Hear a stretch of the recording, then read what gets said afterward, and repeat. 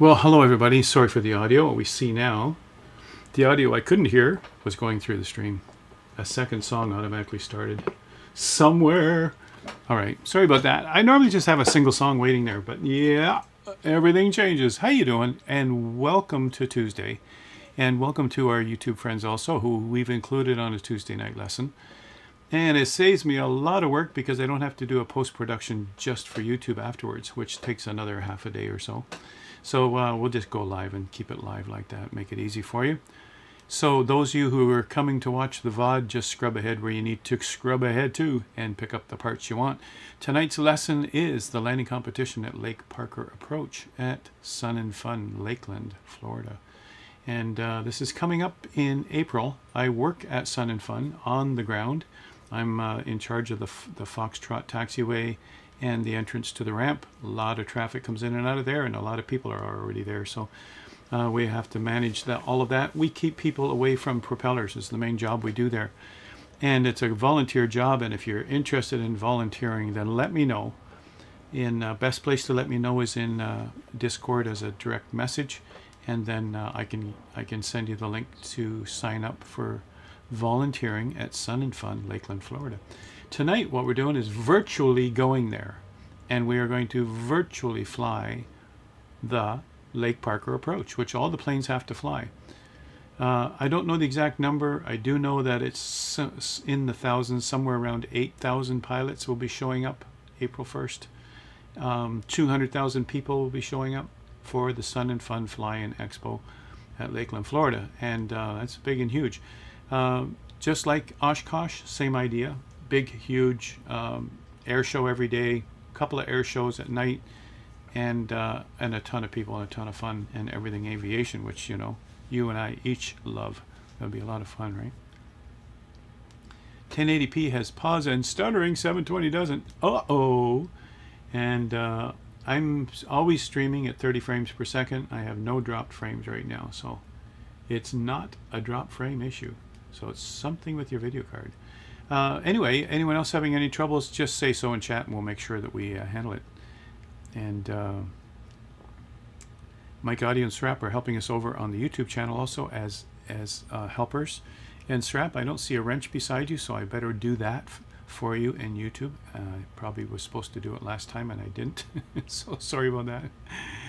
And Chili Beams, Polyrhythm, yeah, sorry about the double music there. I didn't even hear the double music. I only hear the one song. For some reason, that other song was playing and it wasn't even here in the studio. So that must have been weird. I know it would bug me, so I'm sorry for that, right? You had this problem last night on our stream, but gone today. Wonder if it's something to do with our streaming settings. And I do know last stream, you guys, our last stream ended abruptly. My OBS completely crashed and burned. My OBS program, which does the broadcasting, which always has been solid. And so I even use it for recording. I use it to record some things sometimes. So, you know, who knows? Jeff says, fine at 1080p here on an old, slow PC. Mr. Old and Slow PC. Yeah, that's it, right? Helper 1 and Helper 2. So, you guys, let's go. And let's go say hello to Andrew. Hey, Andrew, what's up? Hello. Good evening, everybody. What's new with you and your side of the world? We had the second snow/freezing rain/rainstorm. Oh, you like talking about the weather because you have really interesting weather where you live. Oh, we have stupid things. Stupid weather. But on the positive, well, the worst part is it snowed for like 2, 3, 4 centimeters. And then we had a couple of hours of freezing rain, and then we had a couple of hours of rain with positive temperatures, but not long enough. So all the streets and driveways and sidewalks, if you didn't shovel them while they were still snow or damp snow, got like a half-inch ice. And there's not a bag of road salt to be found in HRM right now. Right. Everybody bought it up. It's gone. Yep. Yeah. But if I remember correctly, Andrew, last time I was in Halifax, I remember hearing the spikes in people's tires going down the road. You could have Actually, spikes. there are not a lot of people. There are a couple that I've heard, but most cars do not. We don't have. Most of the cars around here don't have studded tires. Huh. Maybe because of the expense of them, and when the snow's gone, you wear them down. Maybe, yeah. So, anyway, welcome everybody, and tonight's lesson is the landing competition at Lake Parker. And you know, a lot of people don't know what Lake Parker is. They have no idea about Sun and Fun. Those of us who live in the south know about it, and those of us in aviation know about it. This is actually the sim, this picture. I flew in, tried the Lake Parker approach. This is typically where you would go and camp. I'll be camping there for the whole week, April 1st, right through. And we typically camp under the wing. We bring our tent, we bring our folding chair, just like in Parallel 42's camping utility, same idea. We fly in, we get our designated parking spot, and we pitch a tent, and that's where we live. And there will be thousands of pilots doing this. Now there's also two big, huge campsites, one to the east, one to the west. I'll be in the west campsite in my little two-man tent for the week, and that's where I'll just go crash. And at the end of every day, because it's going to be long days. And you know, just going and talking to any one of these pilots in any area you want. I could show you a map, but tonight the focus is on actual flying to Lakeland, so we'll just do that. But there's a whole section of field just for warbird planes. There's a whole section for general aviation. There's a whole section of parking for home builds. There's a whole section of parking for military. You know, so there's all of that. There's the jet area where the actual performers are, and this year there's all kinds of performers, including the Blue Angels. So, you know, this is just amazing. You can go to the Sun and Fun website. Just do a Google, you'll find it, and it'll have the lineup of everything that's going to be happening. We're managing all of that, and you know, 2,000 volunteers are going to ascend and keep people away from airplanes when they're moving. You know, that's the idea, right? So Jeff says five states out of 50, okay, that prohibit any use of metal studs and snow tires at all. Florida, well, of course, Florida. Look at Louisiana and Texas, I expect. Florida, Louisiana, Texas, I expect. Michigan and Minnesota, come on, they get hit hard. But you know, it's all about wear and tear on the roads, you guys. That's true. That's one of the reasons they do prohibit them. It does eat up the pavement, that's for sure. Yeah. Srap, thanks for that link. That's the page, you guys, to go. There's also a link on that page for volunteering. I don't have the link to the exact form for volunteering, although it was given to me recently. I'll find that link if anybody does want to come volunteer. You can be part of my team. You can be part of any team. You don't have to be part of my team. And and if you do want to camp there, you don't get free camping till the second year of volunteering. But I've got space at my campsite if you do want to pitch a tent there. If you do want camping, you guys. So you know, that's the benefit. One of the benefits is you get a better place in the show because you're on the other side of the flight line. Yeah. So let's go find out more about it, and let's all fly it. And that's the whole idea tonight, you guys, is that we actually go and fly the Lake Parker approach. So we got to learn about it, and then we're going to go fly it. And now there is a flight plan you can pull up if you want to just follow the flight plan, because at first it's hard to figure out. Okay, you know, where is Lake Parker, and how do I get there, and what angle am I at, and you know, there's all of that. When it actually happens in real life, there is a stream of airplanes a half mile apart. The volume is so high that you need a proper approach for everybody. It's all VFR, and it's all see and be seen, and make sure you can see the plane in front of you and just follow each other until you come in to land. And this also has dots on the runway. And it's actually dots on a taxiway, you guys. So same as what they do at Oshkosh, they paint on squares on the taxiway and they have dots on the runway. They got many more runways at Oshkosh. They got runway 27, runway 36, that idea. And they also turn the taxiway into 36 right. Here they're turning the taxiway into a runway for general aviation arrivals. Now we'll talk about that, and we'll talk about where they all come in. And if you guys want to try some variety, you can come in with a Warbird and land on the main runway. You can come in with a GA plane and land on the taxiway on one of the dots. But the real thing that we're practicing here, and there's two main things we're practicing here. One is the approach and how to get there. all the way up from Fantasy of Flight all the way down to Lakeland. But secondly, it's landing on the dot. And some of you are good at this because you did it for our Oshkosh events that we did. Every year we do an Oshkosh event. We'll probably do the same thing again coming up in, who knows, it'll be after April, so maybe in May or June, because Oshkosh is in July. We'll do the same thing again where you actually do a landing competition. We do a landing competition here on the channel. And so that is coming up this Saturday. And I haven't advertised it in any big forums anywhere. We probably should if we want to have a big crowd. But it's just for our community. And you guys know about it. You've heard about it. And this is our preparation tonight so that we can get ready for the competition on Saturday. Now, there is a way for you to register all through this session tonight. And from now on, it's live. You can register by just typing in registration like that. And there's the form. You can sign up to be a registered participant. If you're not a registered participant, then you can still come and try it.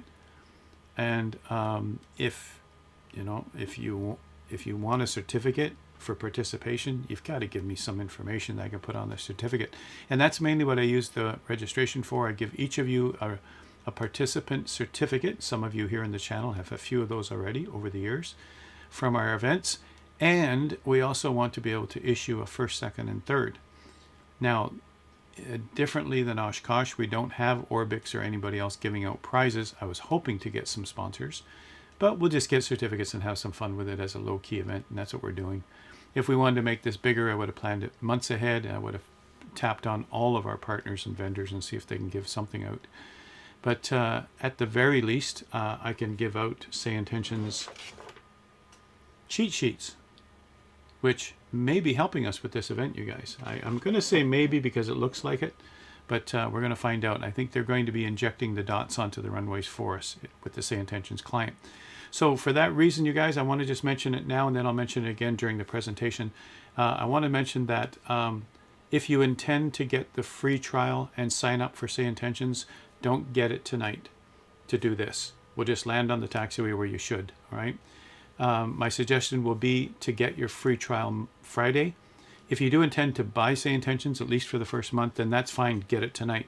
But if you want to just do the free trial for the competition on Saturday, you can get it Friday night. It'll run out Saturday night. You'll be able to see the dots for the competition on Saturday. All right, so in summary, if you're going to go for the free trial only, the 24-hour free trial of Say Intentions so you can see the dots, don't sign up for it until Friday night.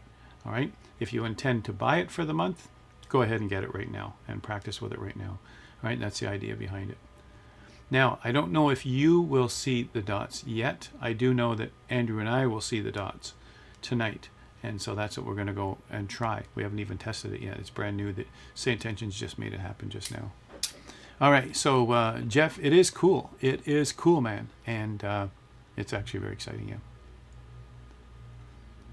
If Howard's streaming 2024 multiplayer, but some joining him on 2024 and using SI, will the Howard stream show those 2020 SI players? See, Mike knows. Mike knows. Yeah, and yeah. it's a big thing, you guys. We showed the video on probably Thursday, I guess. We showed the video. The Say Intentions new feature, a multiplayer better than the multiplayer that's built in. One thing I really like about the Say Intentions multiplayer, they're so innovative, you guys, at what they're doing. But what I like about their new feature, multiplayer feature, is that you can have your group, whatever size you want. And if someone in that group is doing strange things, like you've seen it before, they're slewing all over the place to try and get in front of the camera, and you see them jumping everywhere, then they'll just dump them. So they're not showing anymore in multiplayer. Is that cool or what? Also, we can pick who gets to stay in the group or not, because it could be somebody with an airliner sitting on the dot. This happened to us a couple years ago. They bring in an airliner, drop it right on the dot, and leave it there, and we can't even see the dot so that we can land. We could just take that person and say, you're gone. Then we're not taking them out of the sim. They have a right to be in the sim. They bought it. We're taking them out of our multiplayer session, which we have a right to do. So, they're wrecking our event. So, finally, all these years, we're finally getting something we asked Microsoft to do.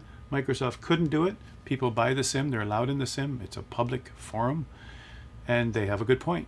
Here, we would do a private event, and we have the right to remove. And that is cool. And that keeps the event going. It lets us still enjoy it. We don't have aggravations. We don't have contentions and all of this stuff that goes on with people who are having fun in multiplayer mode, which is pretty cool. Yeah, well, don't give him any press there, Jeff. Yeah. Murph is away about that. What? What does that mean, Murph is away about that? What does that mean? Does that mean he's upset about that, or he likes that, or anyway? He's also now a partner. Yep, absolutely. You bet, you bet, you bet. Okay, so anyway, this is a really cool feature. We'll dive more into the feature, but tonight where the focus really is the lesson and learning the approach. So we got to get the approach first. That's the first and foremost. And then we can work on the landing competition itself, which we could even stay on the field and do. All right, let me just find out here. My presentation's showing up on the wrong screen. Hold on. Let's put it here for some reason. Things do change. Things change a lot in live streams, you guys. You know, like live TV. Things change, and you've seen all the bumps and bruises. You saw already the 2 audio tracks, which we didn't even know about. And just now, it just started showing up on a different monitor, so that's wild. Typing while laying in bed isn't easy, Super Dice. Yeah. Yeah, you say he's history, but he could still tune in on YouTube and still make bad comments like he did before. I had to ban him from I had to drop him out of my YouTube channel back in the day too. So, you know, I'm not going to dwell on that stuff, you guys. So, Andrew, I'm going to move over to the classroom over at the resort. If you guys have ever been to the resort, you'll know that it's been looking pretty good. I'm going to ask Dane Simer. I'm going to commission him, which means I'm going to appropriately pay him something to be able to put the Say Intentions logo on the resort building. That's my next step, you guys, because Say Intentions has done so much for us, given us the product so that we can fool around with it, have fun with it, and we're just so behind them all the way because we're not getting paid, you guys. There's no commissions. I'm not pushing anything about Say Intentions because of money. It's because we believe in the product. You guys have seen that before. This has been something my students absolutely love, and so, you know, I see it right from day one. I saw a need for this, and I see it's doing really well. So the Forder Resort, if I can just quickly find that link right here. I guess I have to pull up my, I didn't have it open. And I noticed that I still have Discord open on the streaming machine, which could give you beeps and bops. Let me get rid of that too. Again, something I don't hear in the studio, but all right, let me just grab this picture. I just want to show you the idea. A lot of you do know already that the resort has this classroom in the back, and it's got the new airplanes and it's got the new scenery, and it looks gorgeous. Absolutely such an excellent job that Dane Simer has done for the 2024 version of our resort. But now I also want to mention that the actual building, if I could just find where I was here, I guess I was over here.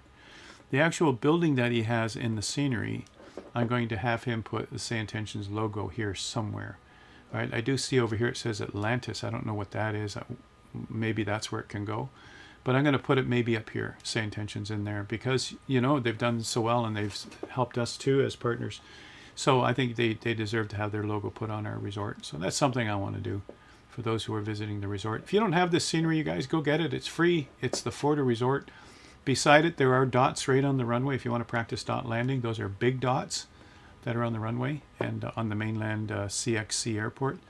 Don't forget to put in the extra links.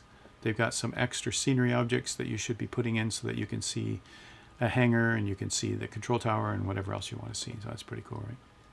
The left side of the screen, half a Forder is better than no Forder at all. Yeah, I stay out of the picture, and you know, a good trainer will not be the focus.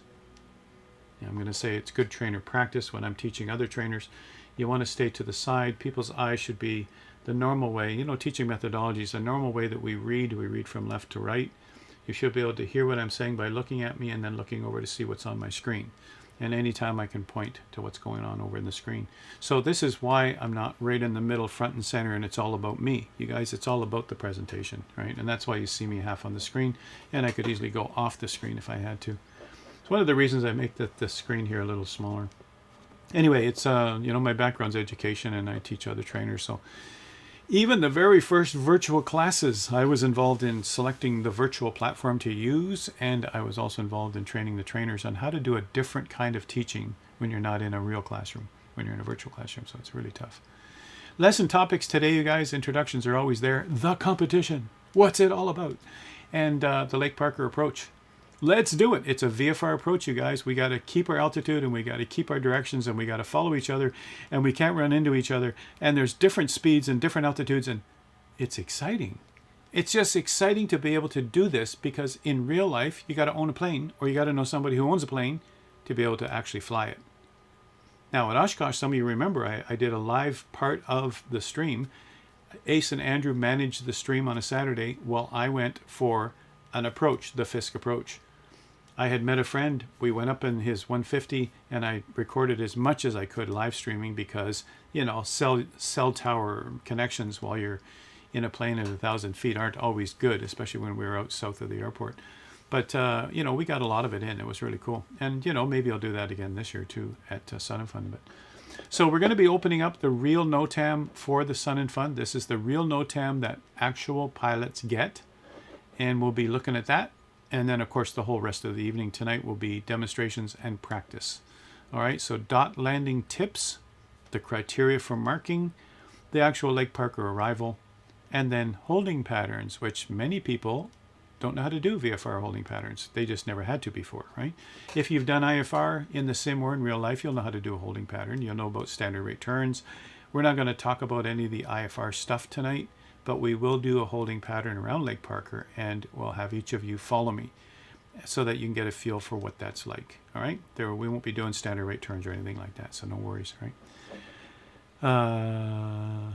Okay, Super Ty, I guess, yeah, the Forder say intentions emote. Yeah, the emoji, yeah, we should actually do that. I think you mentioned it before and I said, yes, great idea. And then I got busy with making another lesson, so I'm sorry. There's some things I've said yes to, but I never followed up.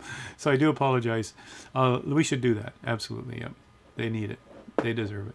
Okay. So, remember, you guys, tonight, between the lecture and the demonstrations, I'll be giving away another set of Say Intentions cheat sheets. Brian sent them to me for free. Mike's doing all the shipping. And we'll have them shipped out to you as soon as Mike gets back to home base, wherever he is. He'll ship you out a set of these. You get a VFR cheat sheet that's laminated on both sides. You get an IFR cheat sheet laminated on both sides. You will never stumble on your phraseology having these things. Everybody should have one of these. I wish I could send these to every student that I have on Udemy.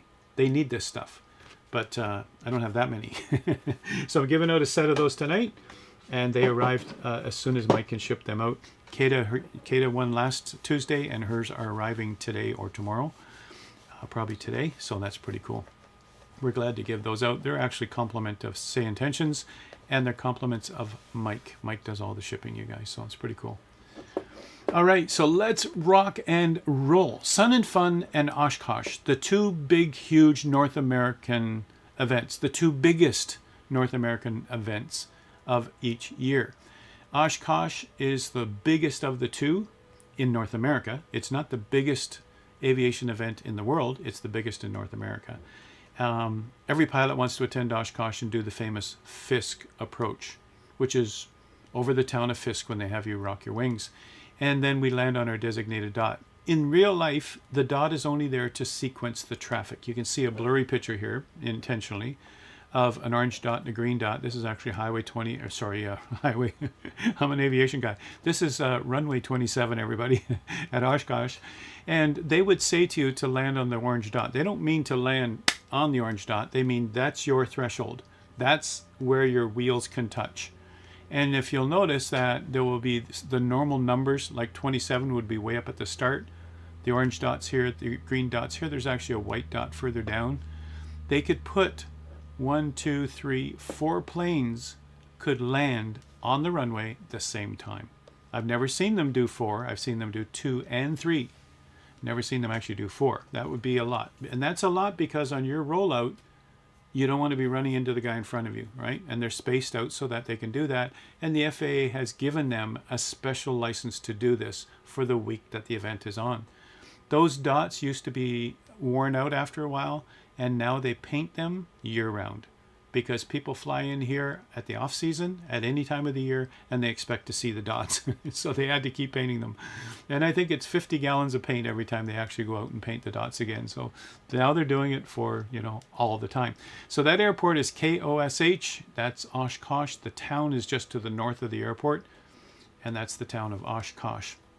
Now, a similar experience can be had with the Lake Parker approach and land on their designated dot, and this is at KLAL, which is Lakeland Linder Regional in Florida. Did I call that a regional? Because it's an regional airport. That's son of fun.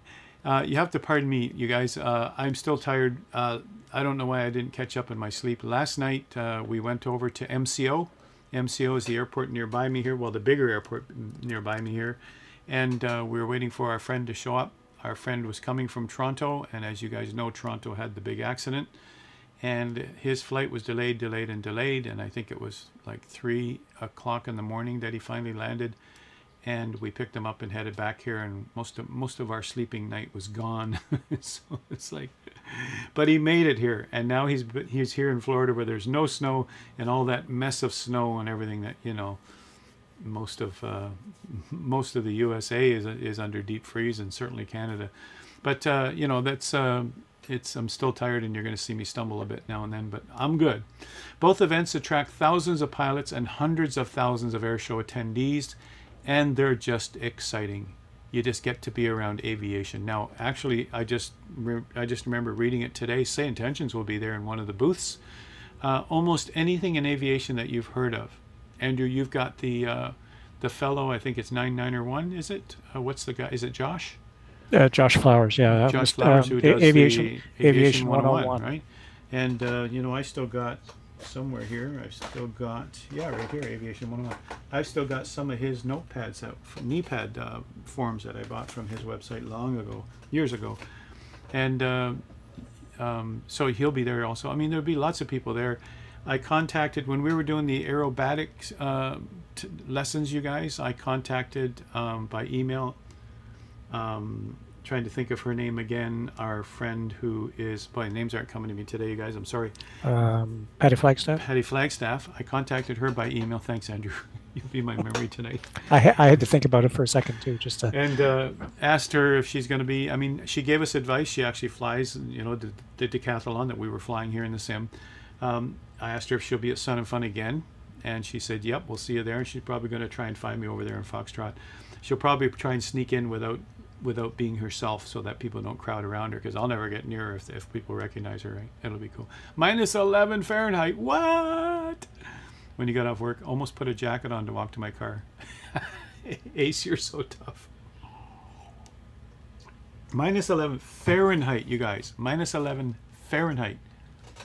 You realize even some of the positive Fahrenheits are still freezing, but minus 11, that's got to be like minus 25, Andrew, Celsius. I don't know, something like that. Yeah. Mike says it was minus 21 this morning. I don't even like think. I don't like thinking about it because it's a lot worse. It's just not nice. It's not nice. It's just not nice. And we've seen the snowbanks that are higher than people. We lived that for years, you guys. I remember my boss saying, "Get here. I got students waiting." How did the students get there? I couldn't get there.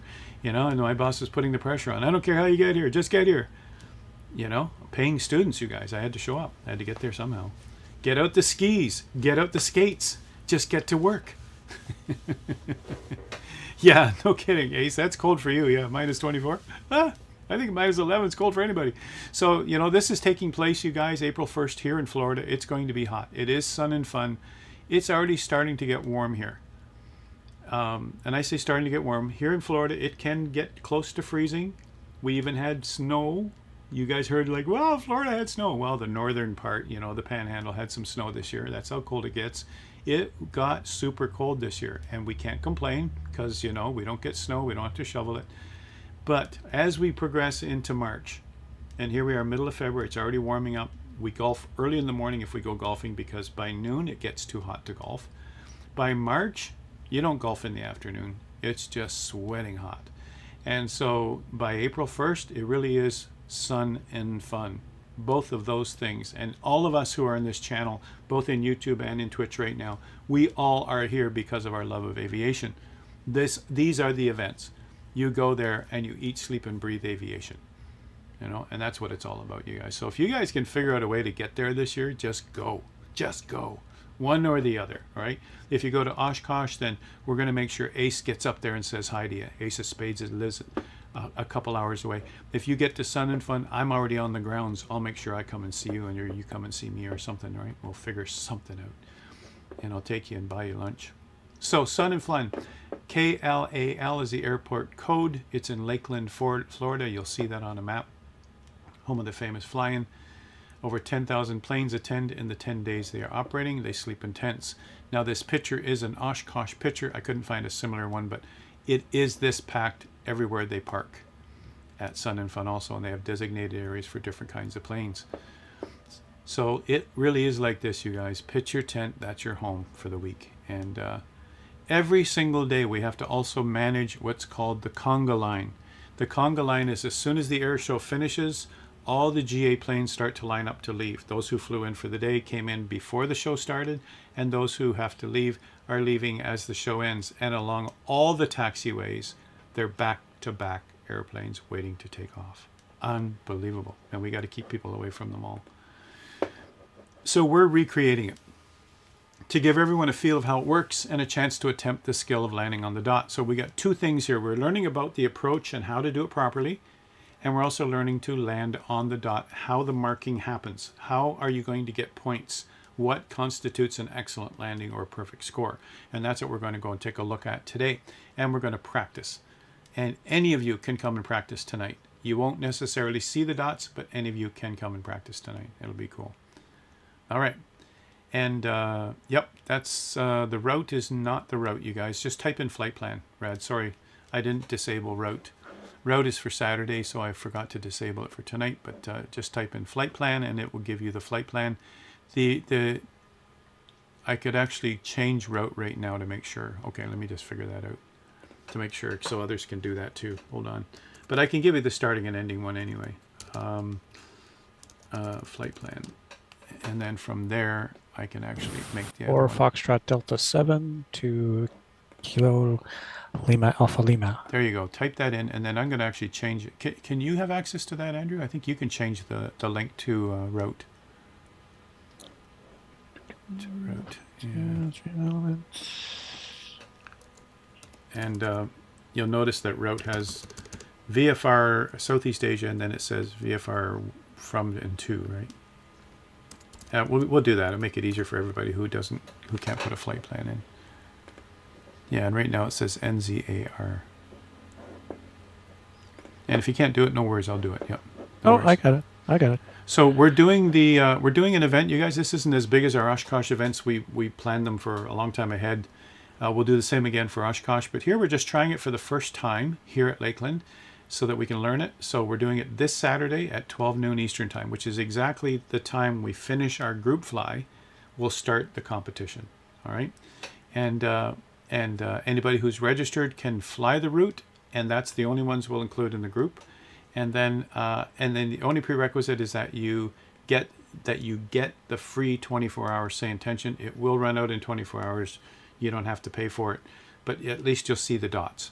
If you can't see the dots, how can you land on them properly, right? So I'm working with Brian at Say Intentions to make sure we can do this and see them and all of that, but you would have to register at the earliest on Friday evening so that it runs out Saturday evening after the event's over, right? So keep that in mind, you guys. If you already have Say Intentions, then you're good, all right? You'll be able to see the dots, so that'll be great. And I'll know more about the details of that. It's just today we're firming up the details with Brian at Say Intentions.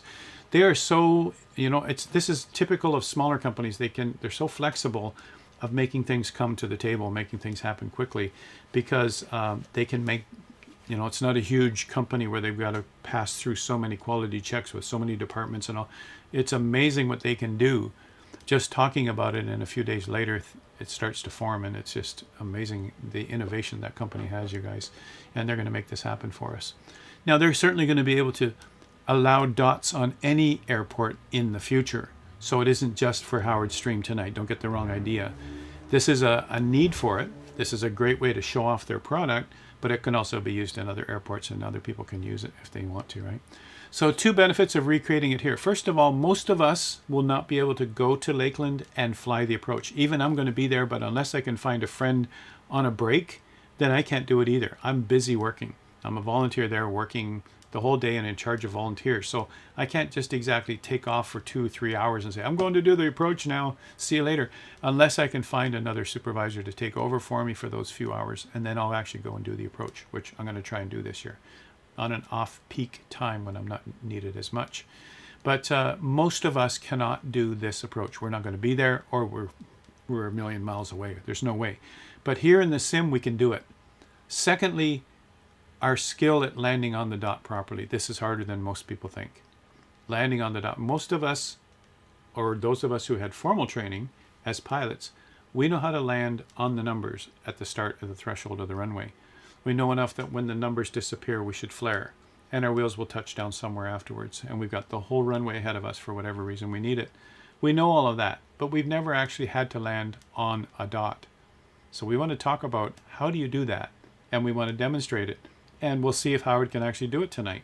I've done these lots of times before, but you never know. Every landing is different, as you know. Thanks for that, Andrew. That looks great. No problem. And so we're going to be landing on the dot. And so there are 2 dots on this taxiway. They're actually converting a taxiway into a runway, just like in real life. We're using their NOTAM from real life. We're using the 2024 version because they have not published the 2025 version yet, which might not come till March, you guys. So the 2025 version won't be much different, but when it does, we'll make sure you guys have an update for it, right? So something called a NOTAM, and what I've read recently, and maybe you guys can back me up on this, they're actually calling it Notice to Airmen again. They've come back to the original name. Yep. That's what I heard. Notice That's to what I heard too. Aviation something, and they called It was something air. else. They changed it to Notice to Air Mission. Now they've changed it back to Airmen. Because the word NOTAM, everybody says it. People have been in it for years. People have done aviation their whole life. Go, what does a NOTAM say? So every single airport has NOTAMs for anything that could have changed. And a pilot always checks NOTAMs before every flight. Before every flight, you guys. And that's a surprise to a lot of people. Now, this is a special NOTAM just for Sun and Fun. This does not apply to the normal operations of the airport. Right now, you can go get the NOTAMs through any number of things. I don't know if that's in Navigraph, but it's probably in SimBrief. It's probably in a number of tools that we've used before. We can go get the NOTAMs of the airport for real right now. This is a special NOTAM for that week and the days leading up to that week. They'll say which days it's valid. That's what we're using, you guys. We're using the one from last year, and we're going to fly the approach, the Lake Parker approach. So, so we have the Lake Parker approach procedures, landing, and takeoff directions unique to this event. All right. Now, I don't think I've made a link for that. Yeah, back from Air Missions, Surly Dev. Yep. I don't think I have a link to the actual NOTAM, but I should make one, and especially for tonight. So let me just upload it to Dropbox. And I'm sorry I wasn't in great shape to do all of this preparation ahead of time. That's the competition file. Let's go find NOTAM right there. There's the NOTAM. I'll give you the link right now, you guys. And you can grab the NOTAM yourself in its entirety right now. And then I'll make a shortcut for that also. Right there. There is the PDF. That's the NOTAM, you guys, that we're using as our source. Now, I'm only going to show you 2 pages of it, but you have it to browse through if you want, all right? And that's something that's important for all pilots before they actually come into the event. Let me come over here.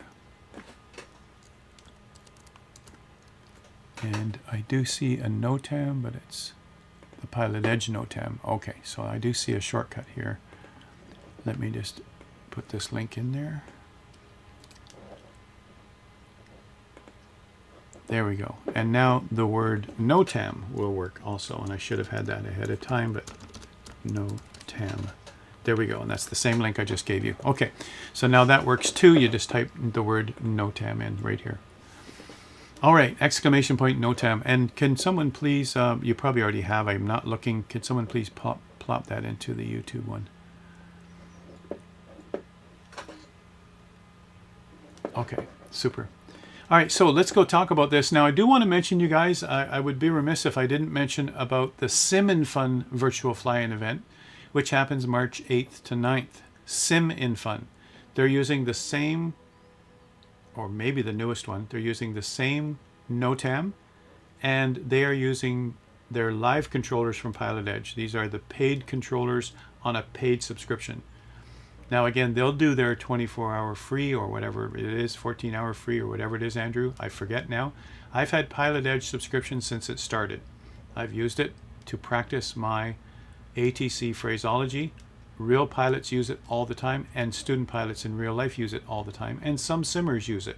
But mostly airline pilots and commercial pilots and recreational pilots like me would use it to keep the phraseology in our head between flights. I don't get to fly very often, especially while I'm here in the USA. A Canadian pilot cannot just go and rent a plane in the USA. Since 9/11, they don't allow that, unless we jump through a lot of hoops and pay a lot of money and fill out a lot of forms. But so I haven't done that. So I cannot go and rent a plane. I cannot fly as pilot in command here. So for 6 months, I always used Pilot Edge to practice my phraseology. And now I use Say Intentions, which is a whole lot cheaper than that subscription at Pilot Edge. And so they still, and the other thing about Pilot Edge, you guys, I do want to just be honest with you about it. It's excellent because there's real people talking to you, whatever airport you're at. But the limitations were, and for me those were limitations, they're only on the West Coast, from Los Angeles all the way up to Payne Field. They included Payne Field in one of their recent updates a few years ago. And they're only available at certain times of the day, like a business day kind of thing, right?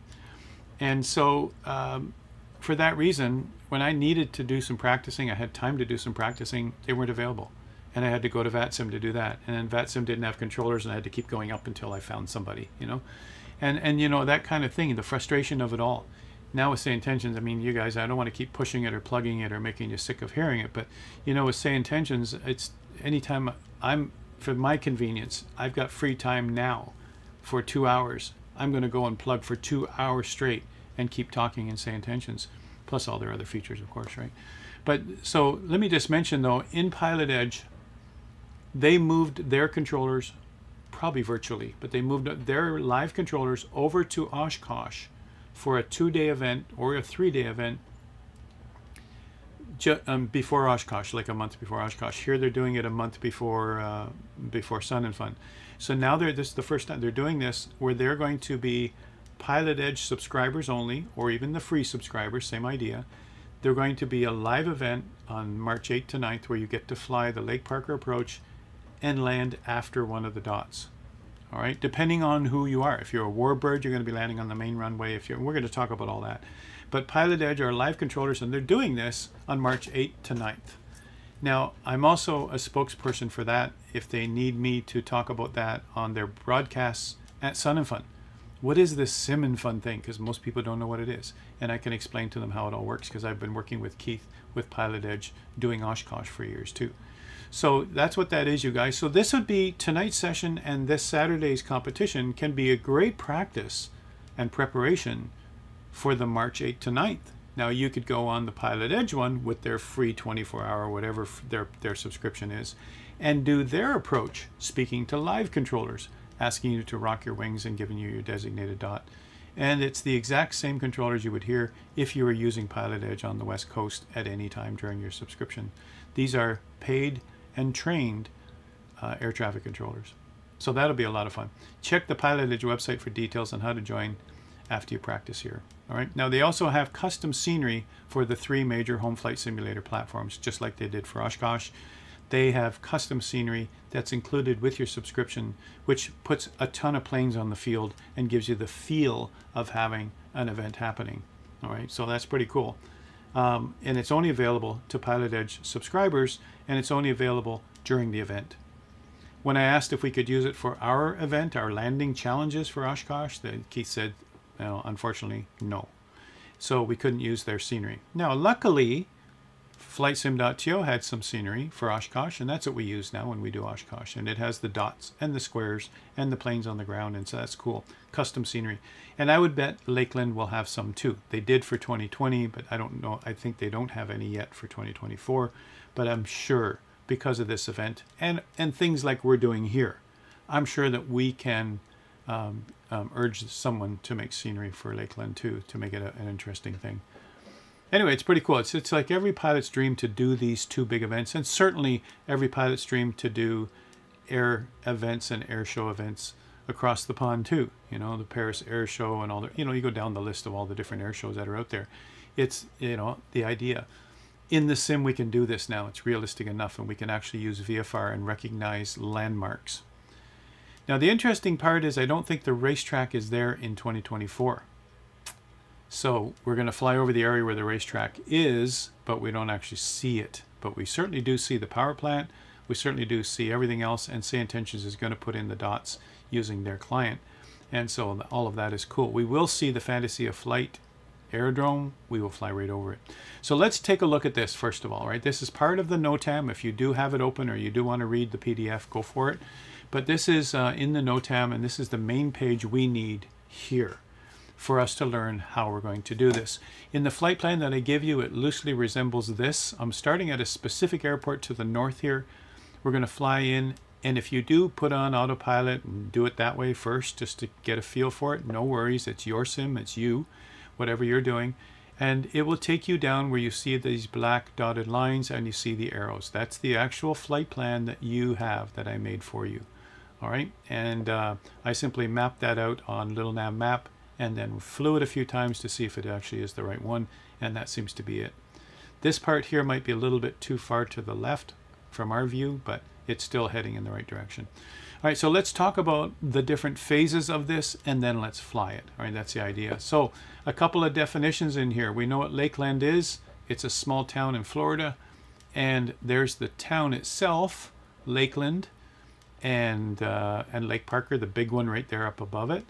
And there's the Lakeland Linder Airport right there. That's the big airport down below it. And that's where we're flying into right here. For me, I'm coming from Highway 4 here. I'm coming right past Fantasy of Flight when I drive down. And then I'll be camping there. And it's about 50 minutes, 45 minutes from my home here in Florida. And I'll just be flying right by there. I was at that museum last year. I took a bunch of photos, and we had a whole Tuesday lesson on the Fantasy of Flight Museum. And so I'm going right by there, and I'm actually driving down to here and going south into the airport and parking in the west end here. So that's by car. Here's where all the planes are. So you can tell that this section of the highway will have a ton of airplanes during that whole week. A ton of airplanes will be flying. You could just park somewhere here, any parking lot, Publix parking lot, a Walgreens parking, any one of those parking lots, a mall parking lot, plaza parking lot, and just sit there and listen on a radio and pick up all the planes coming in. They will be flying at 100 knots at 1,200 feet.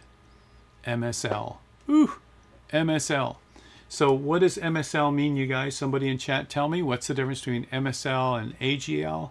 If someone wants to mention it, what's the difference? So while I'm waiting for that, because there's always a delay going into chat, but let me just say this, you guys. The altitudes of all the planes flying this route, this is the Lake Parker approach, and they call it because here's where they actually talk to you. They don't talk to you up here at all. You're just supposed to follow that route. But they do talk to you here, and they ask you to rock your wings. And all you do is rock your wings. Now, if you're the only person flying it at the moment, they could talk to you and ask you questions, and you can answer on your radio. But when it gets busy at a half-mile interval with everybody in line, there's no time for it to listen to your reply. So they just want you to acknowledge what they just told you by simply rocking your wings. And they do this at Oshkosh. Also, when you get near the town of Fisk, they ask you to rock your wings, you acknowledge, and they give you a direction on where to go from there. All right, and that's what will happen here at the power plant at Lake Parker. That's pretty cool. All right, yep, let's see. No names mentioned, but human FS ATC controllers can be cruel. SI is not. That's nice of you to say that, Jeff. They can be cruel. Some of them can get agitated, and some of them can lose patience. It's true, you guys. I'm not going to say anything against them. The air traffic controller is a very highly stressful job. But because of that high stress, And because pilots don't always follow their directions properly, they can get pretty upset, and for good reason. By the way, the accident that happened, the last two big accidents that have happened, the one in Toronto and the one in, where was it, in DC, those were not an air traffic control issue, as some people are blaming. Nothing to do with air traffic controllers and nothing to do with the FAA layoffs. The one in DC was a visual thing. The helicopter said they had the traffic, but they had the wrong traffic. The one in Toronto, they were cleared to land. They were on an approach. What happened there, we still don't know yet, right? But certainly it looked like a right gear collapsed or something, you know. But, you know, both of those were not an ATC problem, and yet people are so quick in the media to say, oh, that's got to be the FAA layoffs, and that's got to be an ATC thing. They must have been understaffed, and they must have... Stop blaming ATC, you guys. They are there to give you direction, to keep you separated, and to keep you safe. If a pilot doesn't see an airplane and hits it, air traffic control warned them. Do you see the traffic, you know? But anyway, so keep that in mind. And same thing here. They're there to help us keep the spacing, but it's up to each pilot individually. We are in charge of our aircraft. And in real life, pilot in command means that. We have total control of what's going to happen to that aircraft. The weight and balance of it, where people actually sit, and we can decide not to even take off. That's the choice we have, because we're in control of that airplane. The buck stops here.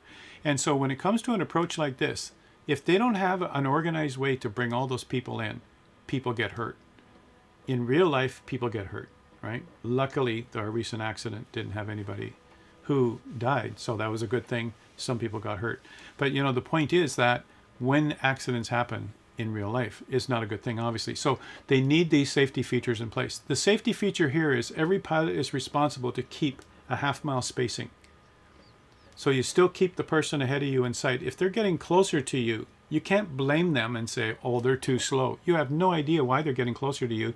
You've got to slow down or break away from this line of airplanes and go back to the start. So their rule of thumb right here in the NOTAM is, if you get too close or something is wrong, you get out of this chain of airplanes and you go back to the start. That's how it works, you guys. And that's the safety factor. And I know it's like, oh, all the way back there, but it's going to cost me in fuel and time. And that's life. You want to fly the approach, you got to follow the rules, right? And that's what's happening here, right? Yeah.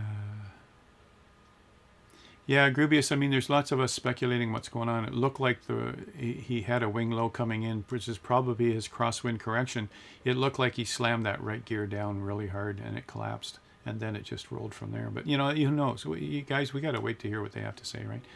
Pilot readback of clearances, helicopter, were very lacking, and ATC should have caught that. Yeah, but if I remember correctly, Jeff, they actually asked the helicopter, do you see the traffic? And the helicopter says, I have the traffic. And that's the proper ATC interaction. The ATC doesn't know what your eyes can see, but ATC was told you do have the traffic. They didn't have the right traffic. Slam right into it. So, you know, it's like that was a pilot error. So, you know, that all ATC can do is get us in the right. And they saw it on their radar. It's like, well, what's going on? What's going? You know, like, you see the traffic? Yeah, I see the traffic. So, you know, what can they do, right? It's horrifying for an ATC person to have to witness that, for sure. That's for sure.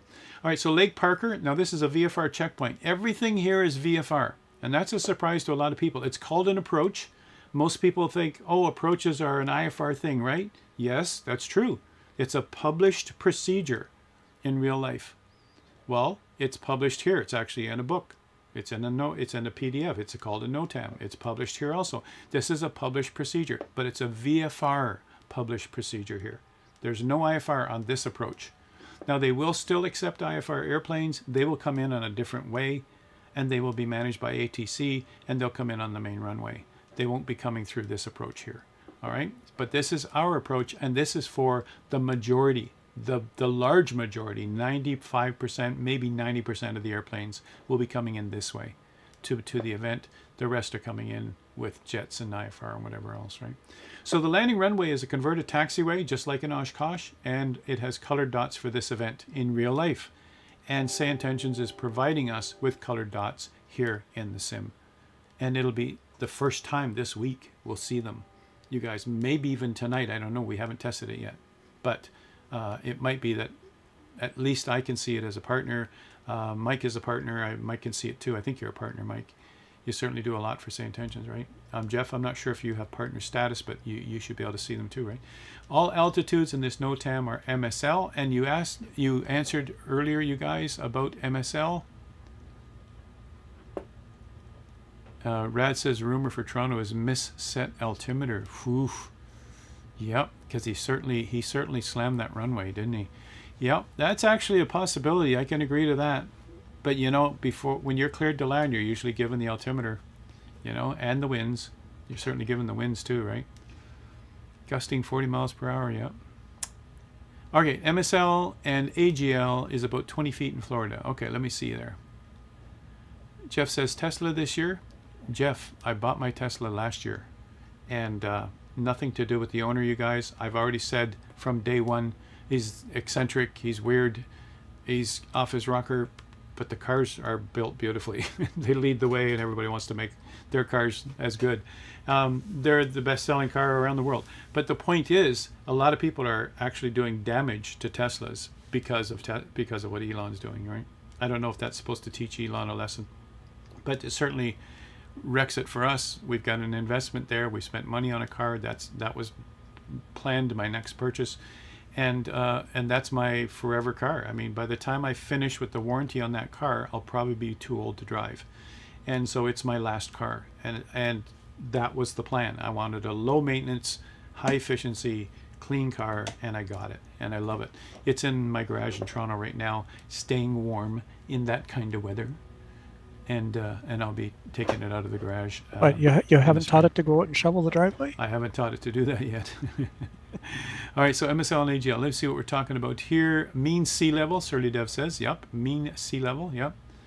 And I'm just looking down the list of what you guys were saying, and you're saying both are 20? What? So anyway, mean sea level. So let me ask the question, you guys. Does that mean it's what you see on your altimeter, or is it what you would see on your radar altimeter? Huh? Because some planes will have a radar altimeter. And this is important, you guys, because take a look at this. Slow movers are at 1200 MSL. Fast movers are at 1700 MSL. We've got our clearance of 500 each, but look at this.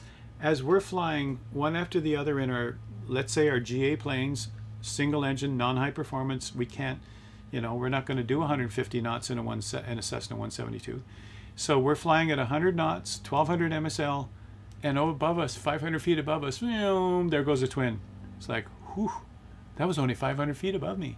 So what if you were off by a couple hundred feet, you know? And this is where your accuracy in flying comes in. This is part of the skill, you guys. Yes, you can try using your autopilot, certainly.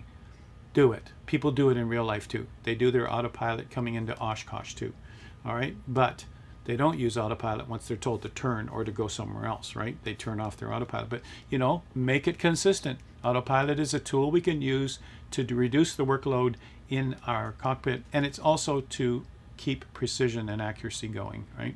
Predictability. So it is a tool you can use, you guys, if you want to here on this. And I give you the flight plan too, so that's going to make it easier for you the first few times. The challenge here is to do it without the autopilot, all right? Eventually do this without the autopilot.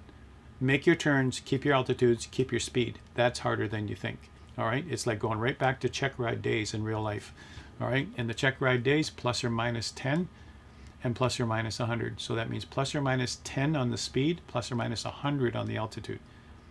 And any one of those, ding, you failed. Ding, you failed. Ding, you failed. You can't keep altitude. What are you doing? You know, you shouldn't have gone on a check ride.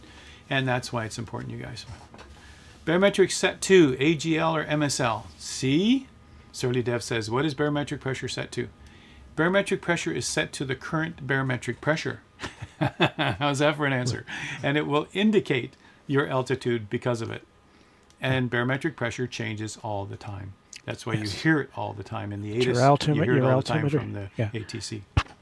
Your altimeter is based on mean sea level. It's based on mean sea level. And so at 29.92 inches of mercury. And that's standard pressure, you guys. And above, those of you who fly tube liners, is it above 18,000 feet? You go back to standard. It is in Canada and the U.S. Right.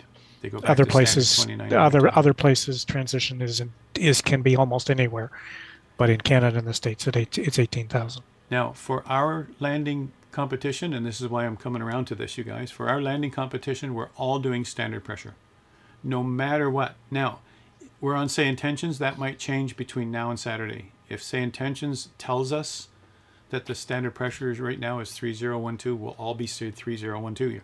Like, I'm not sure. They might use real weather. Maybe we won't. I don't know that yet. We haven't had a chance to test it. This is a brand new thing, right? And so we'll see how it goes. But for now, my plan as a backup plan has always been standard pressure 2.9 or 9.2. We are in North America, so we're going to be using 2.9 or 9.2 instead of 7,000, right? So, or instead of 103.1, 2, 1. yeah, I can't remember. It's like, It's 100, instead of what is it? Yeah, because I fly in North America most, right? So what is it? hectopascals. Yeah. All It's right. 100, So what is it, 103.1? I can't remember. It's 103 something anyway. so we're starting our journey north of Fantasy Or Flight 101.3, yeah. 1013. So 1013. That's the way I remember it. 1013. Yeah. Yeah. So Fantasy Flight Airfield, you guys. That's where I'm starting it. But you can start anywhere north, wherever you come from. I mean, the nearest airport to me right now, 10 minutes from my home, is KISM, which is Kissimmee Gateway. A lot of people will be coming out of there. Some people will be coming out of MCO. Some people will be coming out of Orlando Executive, further north. People will be coming from all over North America and coming into this show. Coming down here to Florida, first of all, to escape the north and also to be involved, right? It's pretty cool. Here's me with the details, impressing myself here. Maybe I know more than you know. Yeah, see, Surly Dev. That's awesome. Awesome, man. Awesome. Hi, Charlie. How's it going? And all right, so north of Fantasy Flight, you can see it up here, this little tiny airport, little kind of two grass runway airport, which I've been there on the grounds.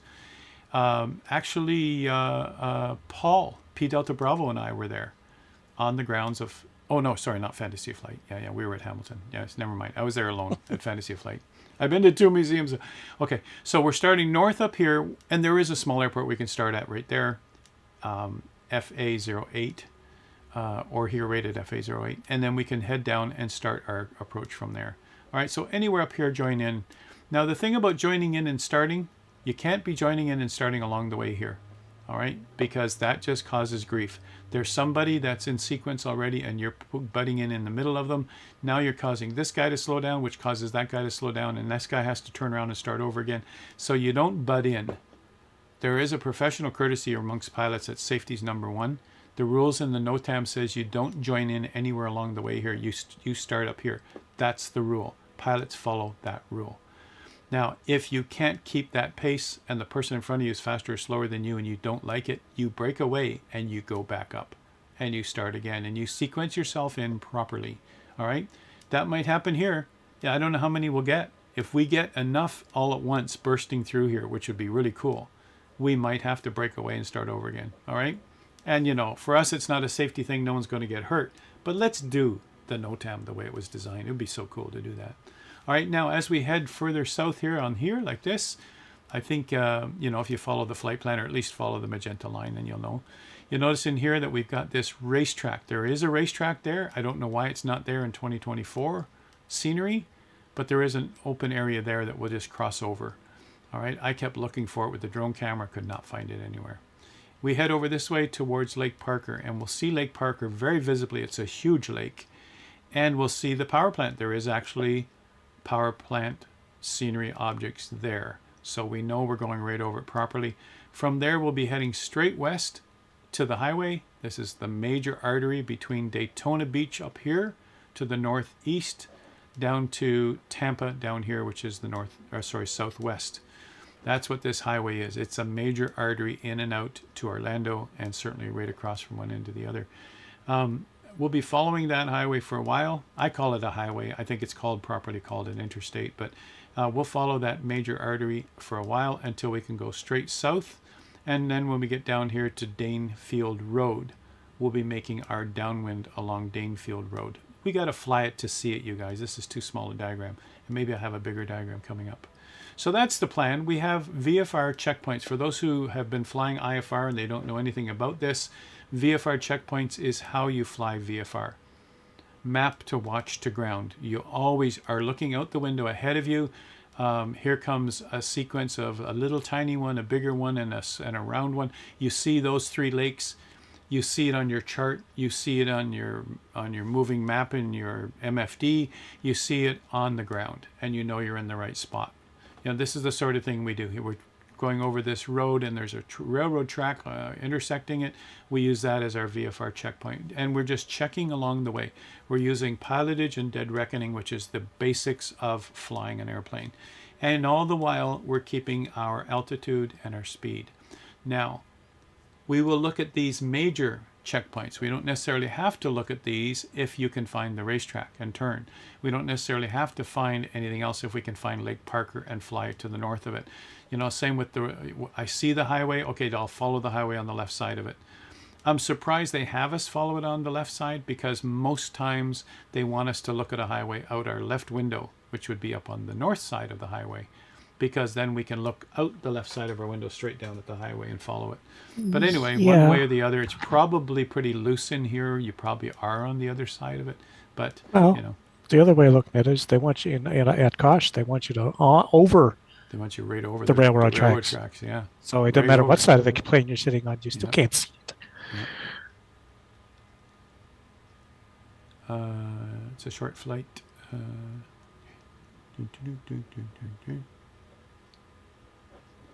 Okay, so we got the idea how this goes. Now, scoring your approach and landing, you guys. Here's how it works. Let's start over here and work our way down. All right, so once identified over Lake Parker, that's where you'll rock your wings.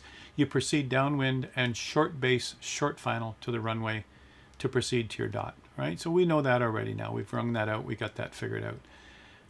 A spotter's on the ground near your color dot to see if your wheels touch the dot. So this is us in the sim. They don't have a spotter on the ground to see if you touch the dot, but they do have ATC personnel on the ground, and they also have marshals on the ground with the cones to make sure that you're going in the right direction. All right, here we have a spotter. It's a person who is in the sim, but they're out walking now, and they're watching, or they're out with a drone camera, as we did in 2020, and they're watching the dot.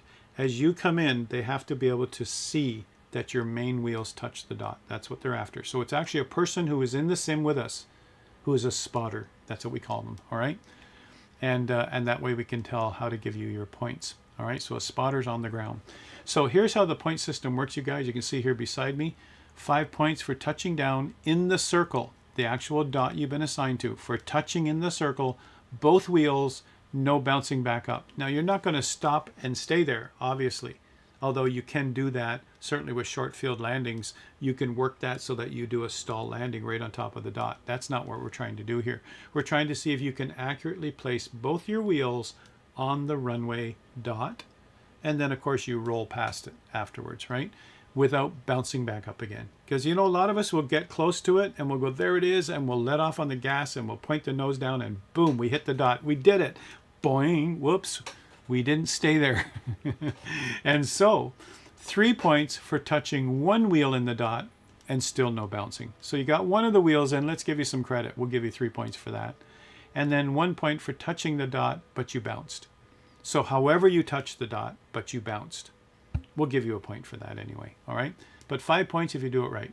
3 points if you got one wheel in there doing it right. And 1 point if you somehow touch that dot. And I think that's fair, you guys, because some of us will, and every single approach is different. Some of us will do it consistently. Some of us won't do it at all, right? Half a point for trying, Mike says. Yeah, that's it. We'll give you half a point. No, you'll get a competition certificate saying that you participated. That's what you get for trying. Okay.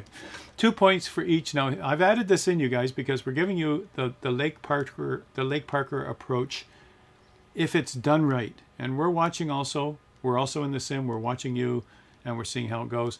2 points for each Lake Parker approach that you followed correctly. 2 points for each one if you followed it correctly. All right, so we're watching you from the moment you entered. We're going to have a spotter up, I'm hoping. I still haven't got a list of volunteers, but I want a spotter up at Fantasy of Flight watching you come over. That's the start of it. All right, and making a note of who that was. All right, 1 point for following the approach. Minus 1 point. 1 point for keeping your speed. That's supposed to, oh, it's not minus, you guys. I'm sorry. That's a bullet that didn't come up as a bullet. Sorry. Of those 2 points, 1 point is for following the approach correctly and 1 point is for keeping your speed. All right. So that's where the 2 points come from. Sorry, I shouldn't put a minus in there. Gee whiz.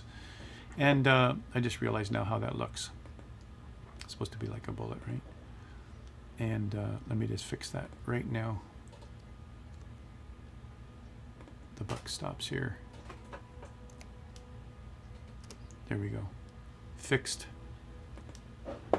Now add your best 2 out of 3 landings. We did this for Oshkosh too. So you get 3 attempts for your score. Add 1 point for your 3rd attempt, regardless of the outcome. So add your best 2 out of 3. The way I've written it here, your best 2 out of 3. You're going to do it 3 times. Take your best score. Even if you got 3 perfect 5s, you can only get 10. All right. And that says add 1 point for your 3rd attempt, regardless of the outcome. So guess what? So, all right, 0 points for not following controller directions or landing on the wrong dot. A perfect event score is 15. 5 points, 3 approaches, 10 points, 2 landings. All right, now I'd have to think about this because I'm saying add 1 point for your 3rd attempt. If you got 2 perfect attempts, that's 10. You could actually have 1 extra point. So believe it or not, a perfect event score could be 16. Yeah. It could actually be 16. Boy, I can really do the math here. I guess I was tired when I made the slide. I just thought about it now. A perfect score would be 16. And, you know, many of us will get 15, and then that'll single out one person who did really well. Okay, so approach over Lake Park. And don't forget, you guys, all subscribers to this channel on Twitch and subscribers on YouTube can have this presentation, all right? Because they're the ones who are supporting the channel, and there's got to be some extra benefits, right? So you can have this presentation. It's all its entirety as a PDF. Let me know, right? Now, approach over Lake Parker. This is typically what happens, you guys. Red and white Cessna. Now, they'll typically simply call you by the color of your plane. When you register, you will say what the color of your plane was. When you're using, in this case, I'm going to guess say intentions, because they're the ones actually calling your plane. You're going to give the color of your plane. So it's not going to use your registration. And most controllers don't have time to focus on your registration, write it down, tell the guy who's talking, and then look at the next plane, write it down, tell the guy who's talking. So they just say, looks like a red and white high wing, looks like a Cessna. They might say red and white high wing, rock your wings. They might say blue and white kit build. It looks like a kit build. It's a sloppy kit build. The red and white sloppy kit build, rock your wings, but don't rock too hard. It might fall apart. No, I'm just kidding. They won't say stuff like that. That's unprofessional. But the point is, you guys, that they'll identify you by your color and the kind of plane you are, and they'll tell you to rock your wings. All right? That's letting you know that you heard them. All right? That's why they do this, because there's so many planes you can't have chatter on the radio, right? They might say, good rock, red and white, proceed west to Highway 4 and contact the tower. And the tower will now tell you which dot you're on, okay? The tower is ours, all right? And they'll tell us which dot we're on and which direction we'll take. And the direction we'll take will typically be because of the wind at the time. If the active runway is 10, they'll give us 10 left, which is the taxiway, all right? Because it's into wind. No radio talk at this time unless the controller asks a question. Maybe there's 0 wind, it's a calm day, and they'll say, which runway do you want? Now, I don't think they'll do that at Sun and Fun for real, because it's the same runway. Whether you're coming from the west or the east, it's only one taxiway we're landing on. They're not going to have some of you coming in this way and some of you coming that way. At the Oshkosh event, you've got runway 27, which is an east-west runway, and then you've got runway 36, which is a north-south runway, and they're 2 different approaches at that point. So over Fisk, they'll ask you, which approach do you want? I want 27, they'll send you off on the railroad track. I want 36, they'll send you down Fisk Avenue. But here, it's the same runway, so they're not going to give you a choice. You can't have someone else landing this way and you're going to be landing that way, even though in the sim we see that all the time, right? So whatever it is at the moment, we'll have you come in on that downwind, that final, and go down to one of those 2 dots. That's the way we're going to do it.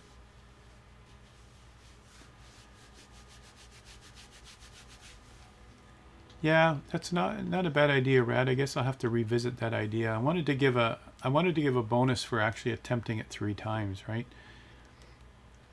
I guess we could add 5 points if it's good. Yeah. I don't think that's fair for those who only do 2. I don't know. It's you guys, let's have a discussion about that. But anyway, you tune the tower and you head west to Highway 4. Let's just come back here for a second.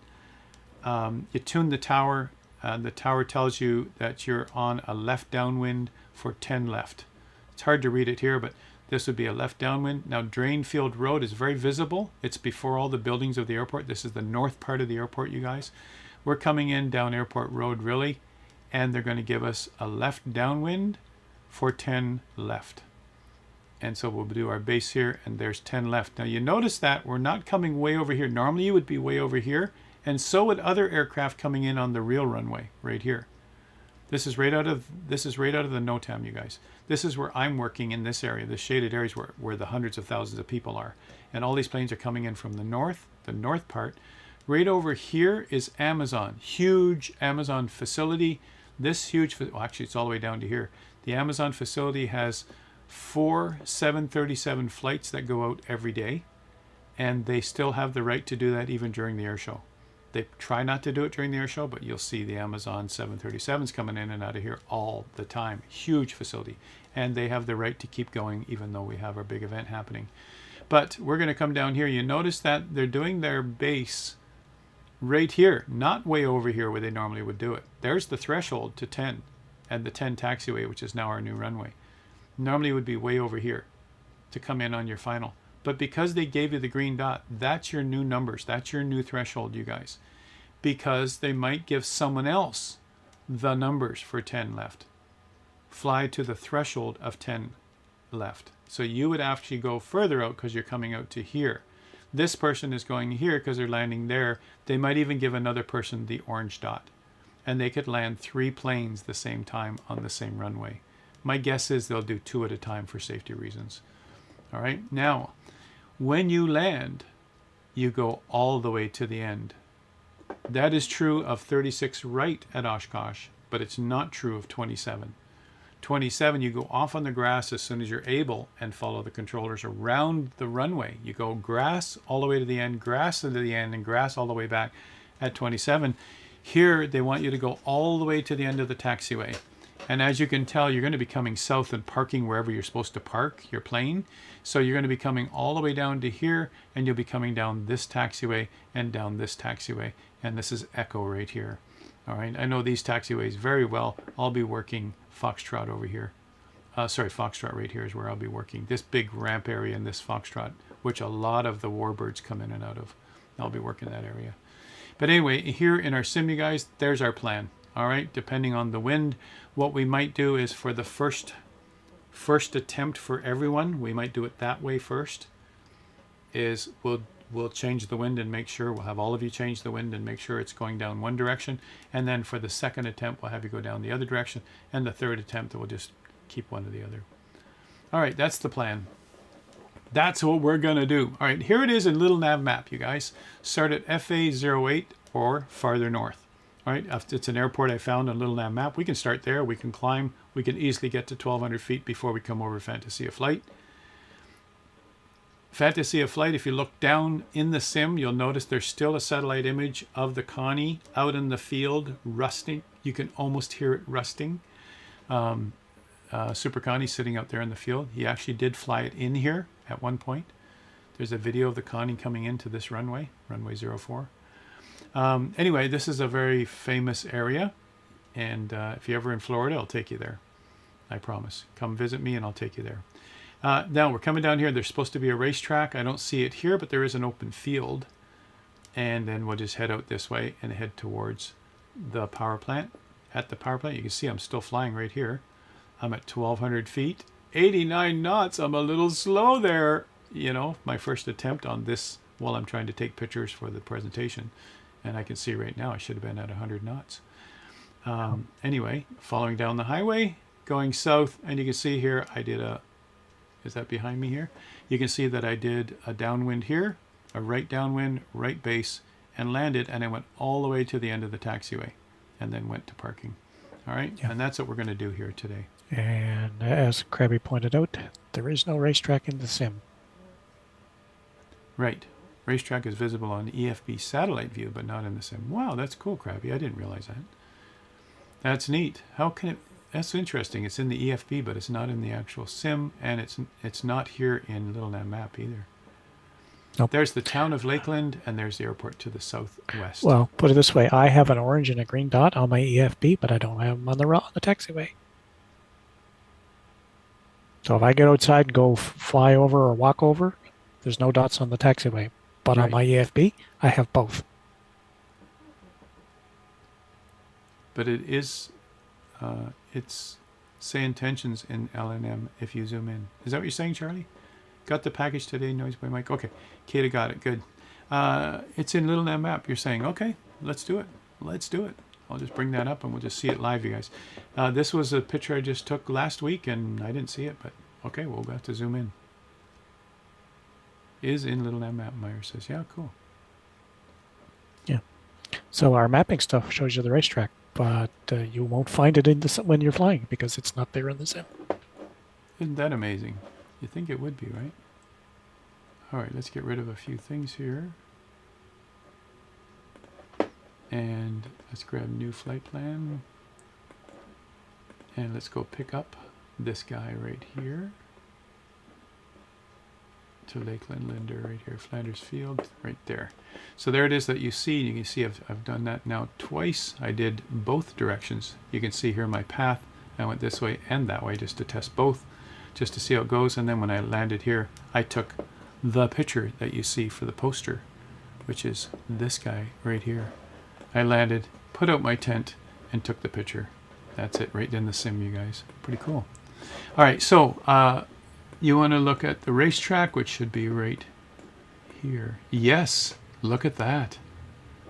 You guys, this picture that I have behind me doesn't have it. There's the racetrack. Look at that. That's cool. And right here, it wasn't there. I remember zooming in, zooming out. It wasn't there at all. Like, okay, I like that. So who knows why it's here, but I'm glad to see it. And I did a blind, I didn't have the racetrack to work with, but I found the field, I looked at the water features and the road, and then I decided that's where it is. I was off just by a few feet, you guys. I actually should have had that waypoint right there. All right, close enough. Super duper. Okay, so let's talk about the holding pattern, you guys. I know we've done everything we need to know. We want to go fly it now. Let's go fly it. We're going to do that any second, and the whole rest of the evening is flying it and landing, and we'll see how it goes, all right? But take a look at this. As per the ATC discretion, they might take a crowded conga line coming down the line and pick us out. Red and white Cessna, hold at Lake Parker. That's what they'll tell us. Red and white Cessna, hold at Lake Parker. Remember, you guys, that this is where they'll tell us to rock our wings. Right here, this little indentation here is actually the power plant, right here. This is where they'll tell us to rock our wings, and they'll tell us to either proceed west to Highway 4 and continue on the approach, or they'll tell us to hold around Lake Parker. Now, the hold is not a typical hold. It's not a VFR hold. It's not an IFR hold. We are not doing standard rate turns and timing it for 1 minute or 2 minutes or whatever you want to do. We're not doing any of that. We're just circling the lake. It's a VFR visual circle. Stay over the land. That way you stay on the perimeter. And it doesn't have to be a perfect circle either, but you are always going to just circle like this until they tell you you can come out of it. All right? And then they'll tell you.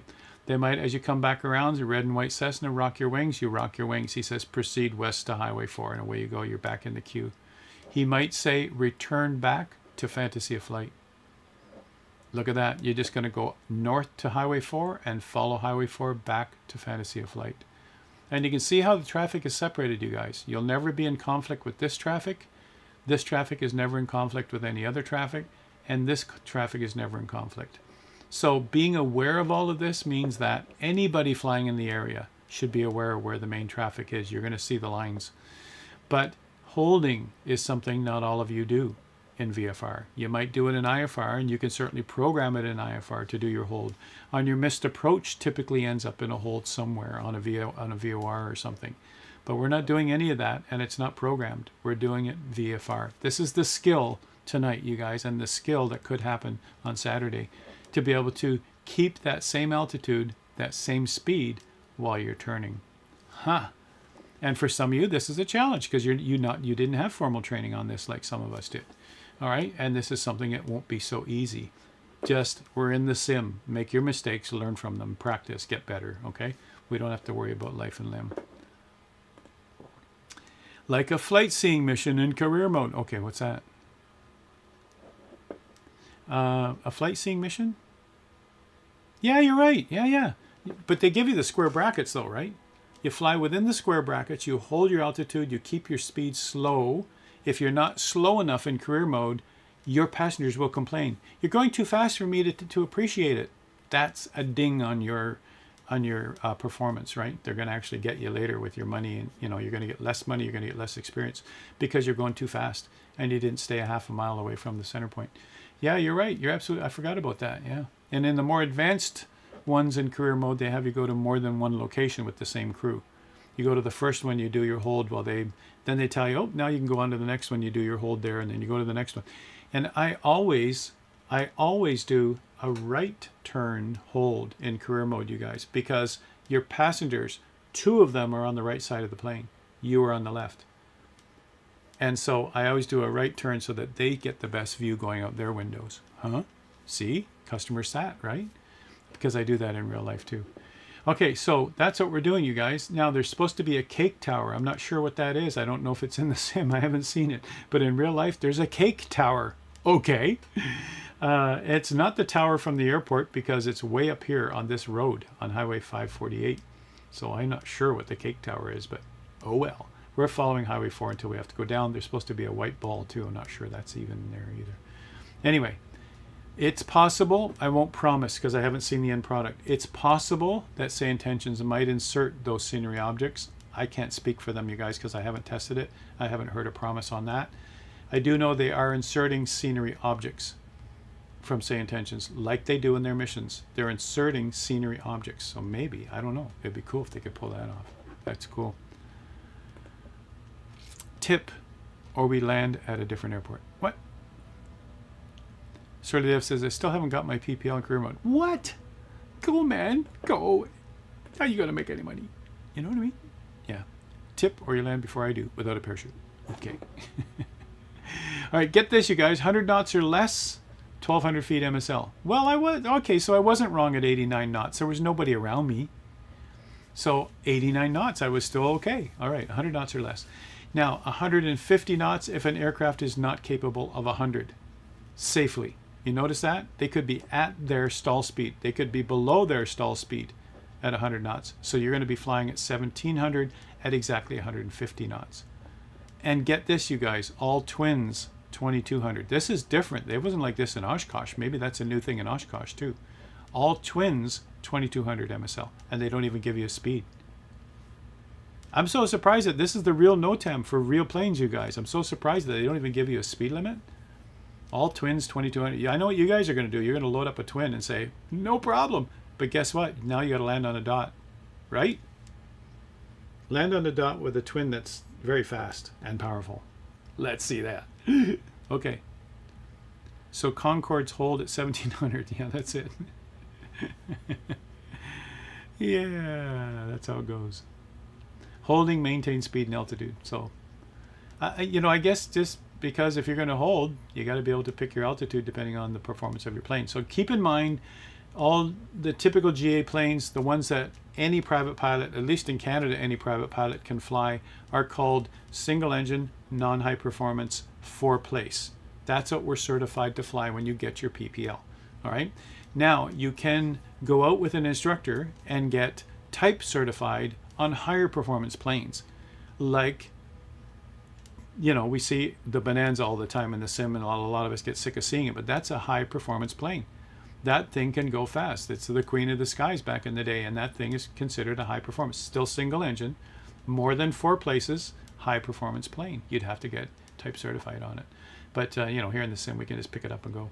And that is one fault of career mode, you guys. You can get certified on a high performance turboprop and know nothing about it. They don't teach you the plane.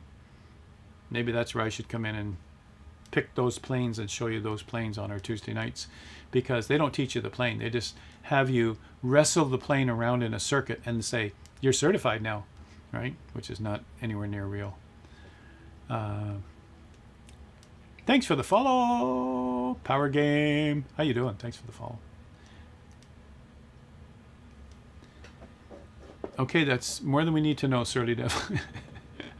All right, let's go. Let's do it. Others can join me in multiplayer, but no controllers yet. So we don't have a controller telling us what to do. I'll take 10 left. You guys can take 28 right, but I'm going to say follow me the first time, then we'll all take 28. I can see now this could be a mess of both of us coming in and converging on the runway. So let's all take 10 left first. That'll be a left downwind, left base, and into 10 left on the first dot we see. And then we'll taxi around to the taxiway to 10 right for a takeoff demonstration. Okay, that's the plan. And it's a good thing I put it into Stream Elements, Andrew, because here in this slide it says type in registration to be able to register for this. I even made the barcode. I did all this except put it into Stream Elements. It's like, whew, that was close. So hey, Peter Sell, how you doing? How can I get more information about the sim event? Go to Sun and Fun website. I think it's flysnf.com. I think, or Srap, you had the link earlier. Secondly, you can type in ! NOTAM and get the real NOTAM from 2024 to talk more about this event. It actually, Sun and Fun, the actual air show expo starts April 1st at Lakeland Airport. I'll be working there the whole time. Come and find me. All right, I'll be on Taxiway Foxtrot, managing people. And that's probably the best place to watch the shows. Come over to Foxtrot, right? Cake Tower is there too. Looks like a chapstick tube. Krabby says, the Cake Tower is there? Okay. In Little Nav Map, we're actually in the sim.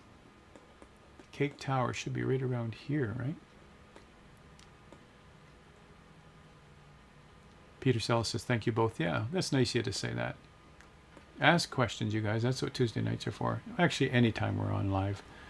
What did we say over here?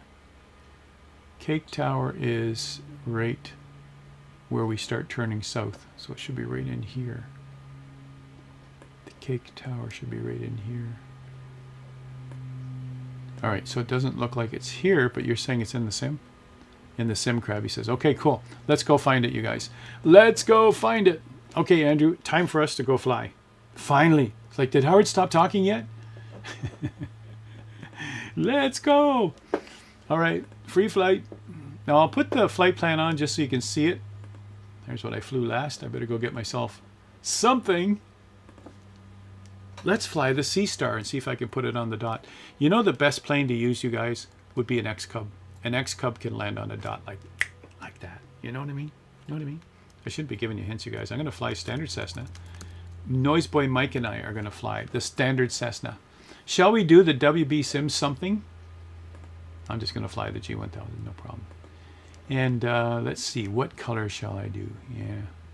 Katie says, I need to look at that little nav map again. Yeah.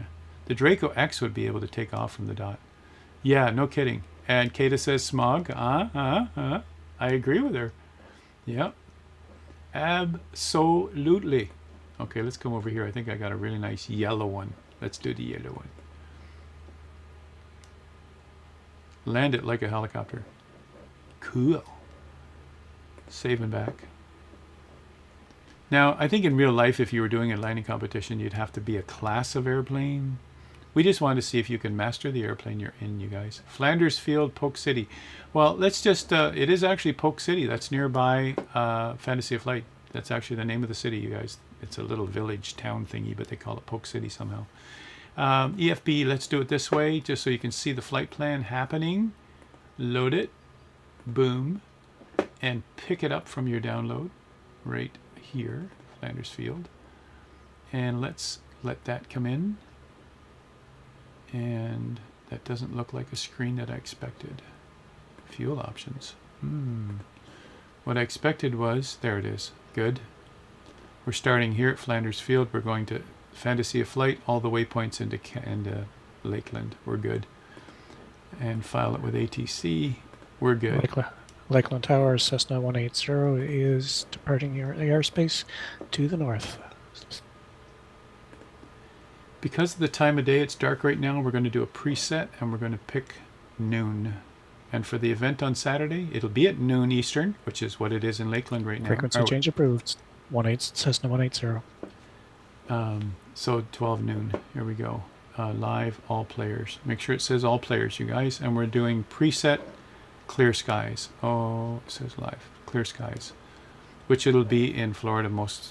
Florida has the most amount of sunshine days of the year. Some people say 360, but it's not true. But, you know, the most amount of days in a year are sunny in Florida. Come and say hi. And there we are, right up there, ready to rock and roll. Maybe I'll take a picture of that because you guys might want to refer to that. Someone will say, where are we? What are we doing? I'll just show you that picture. Last year's NOTAM, very cool. Yeah. They don't have a new one yet, Heis, so I would know when the new one comes. I'm working with, I go to the chairman meetings. That's where I was the one Saturday I couldn't be here. I work with those who write the NOTAM. So I'll be getting that the minute it's hot off the press, and I'll certainly make sure you guys can have it. Look at this baby. It's sweet. It's the skydive version. Look at that. Let me just have a quick look from the outside like this. Meyer's with us. How can that be skydive? I don't see the door. I guess they just open the door and jump. Yeah, for those of you who've done the skydive, it's a lot of fun, you guys. Wow, the sun is playing with the livery here. Look at this. Isn't that something? Something's going on there. I no longer... Oh, there's two of us. That's why. Look at this. Is it my eyes? I'm just drinking coffee. What's with the blur? That's cool. It's like someone else is sitting exactly on top of me. I better move. Look, I got my cargo in the seat. Yeah, I'm in the cargo version. He's in the passenger version. One of us has the fuel to the left, which is normal. Another one's already put it on both, so I'll put mine on both. Oh, mine's already on both. There we go. Don't forget to put your fuel on both, you guys. Boy, is that hard in the eyes. It's like, that's it. I'm not drinking coffee anymore. That's enough of that. So I'm going to pop these out, you guys. I have my Flight Sim Builder G1000, just like Ace of Spades has also. I'm going to pop this guy out. Oops, here, right alt click. What that does, you guys, just so you know, that pops another screen out of that same screen, and then I drag it over to my Flight Sim Builder screen that has all the knobs on it. And now if I've loaded my sim properly and everything, I should be able to use my actual keys right on my hardware. And right now I'm just moving my hardware around to play with stuff. All right, so if we take a look at here before we go, you'll notice I'll be heading south over here to the same thing we just saw, you guys. This is the Fantasy of Flight Airport right here, where we make our turn. And we can see the whole flight is here the way we saw it earlier. It's all here inside my MFD as my flight plan. Because I'm streaming and I'm talking to you guys and showing you... 180. Sorry, Andrew. And showing you guys stuff, I'm going to actually put it on, the first time I'm going to put it on autopilot while we're looking around talking and doing stuff. So I'll do that just so you can see. If you guys want to follow me, that's great. Then you'll see what the route is. But that's what we're going to fly right now. Let's come back to here. And because of that, I'm going to leave it on this view here. Away we go. Mike Audio's in the house. I see Kiwi Craig up ahead. Grubius Doom is up there also. But I see you guys are on the other end of the field. It's actually better... Mike, I see you taxied where I am. It's actually better on the other end. We could take off and go over those trees. I think we might be in the right direction, but we got trees ahead of us. No, we got to turn around anyway. So I'm going to taxi down to the end. I'm going to take off from where they are, you guys. I'm not sure why I put me here. But let's get down. Mike, follow me down. We'll head down to the other end, right? Yeah. Would have been more obvious with two different planes, right? Yeah, that's true, right, Serdita, right? Yeah, what a fun effect. Yeah, I was like, I had to check my eyes. These are my new glasses. You know what I mean? I'm going to come down to here, and then I'm going to turn on my Say Intentions. Andrew's got his on. And I'm going to turn mine on and head down. Now, what we don't know, because Andrew and I haven't had a chance to test this yet, it's still new, it might not be available right now. We're not sure what we're tuning into. Is there a frequency, Andrew, that you use, or you're just using... You're starting out from the airport. So you're not on a frequency for the approach. You are on the airport frequency. I was on tower 124.5. Yeah. And in Say Intentions, is it giving us a frequency for the Sun and Fun, or no? Guess not, eh? Might have to put it in. Let's see what we got here. Approach, ATIS, CTAF, Center, Departure, FSS. Flight service stations there twice. Ground, radio check, Sky Ops, and Tower. That's what Say Intentions shows for me. Okay.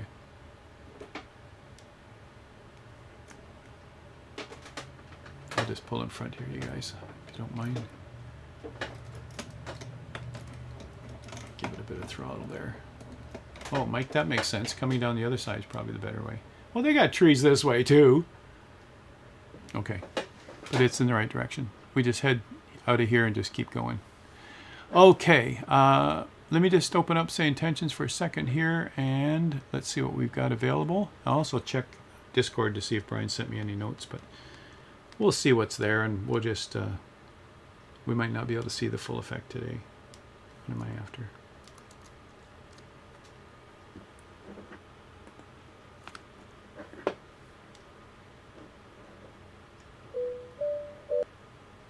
And I see I've got some audio here in the studio. I'm going to say, for those who are using it, I'm going to say new flight. If you are a partner and you have Say Intentions, you'll be able to access this information, maybe on preview. Andrew, maybe that's what we need to do. Preview. Traffic sequencing, Skynet multiplayer traffic. Yeah, I think that's how we have to see it.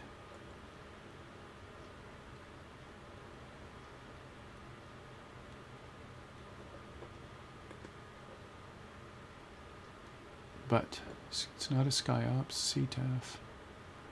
Control Tower 135.75. Okay, so not sure what we're supposed to do, but let's go take a look at the NOTAM. Someone who has a NOTAM open right now, can you tell me the frequency we're supposed to tune in for the approach? I'll just wait for you guys to tell me.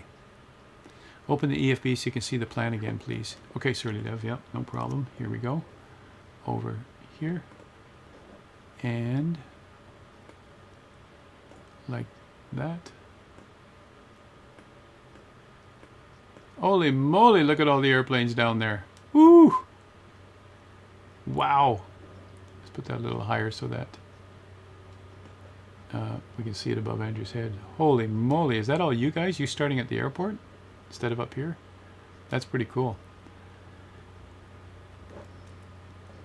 Straight line, something is 5 steps forward and 1 step back.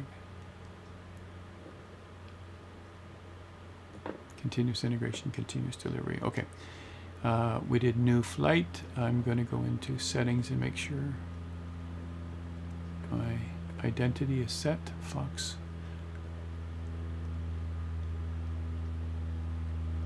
NOTAM says monitor Lakeland frequency after making turns southbound to Blue Roof Terminal. Right. There should be the route page by the way.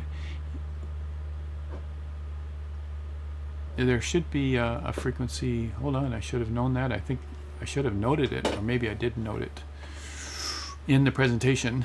I'll open up the NOTAM. There's supposed to be a frequency in there for where they have you rock your wings, and that's not the tower. Any competition here?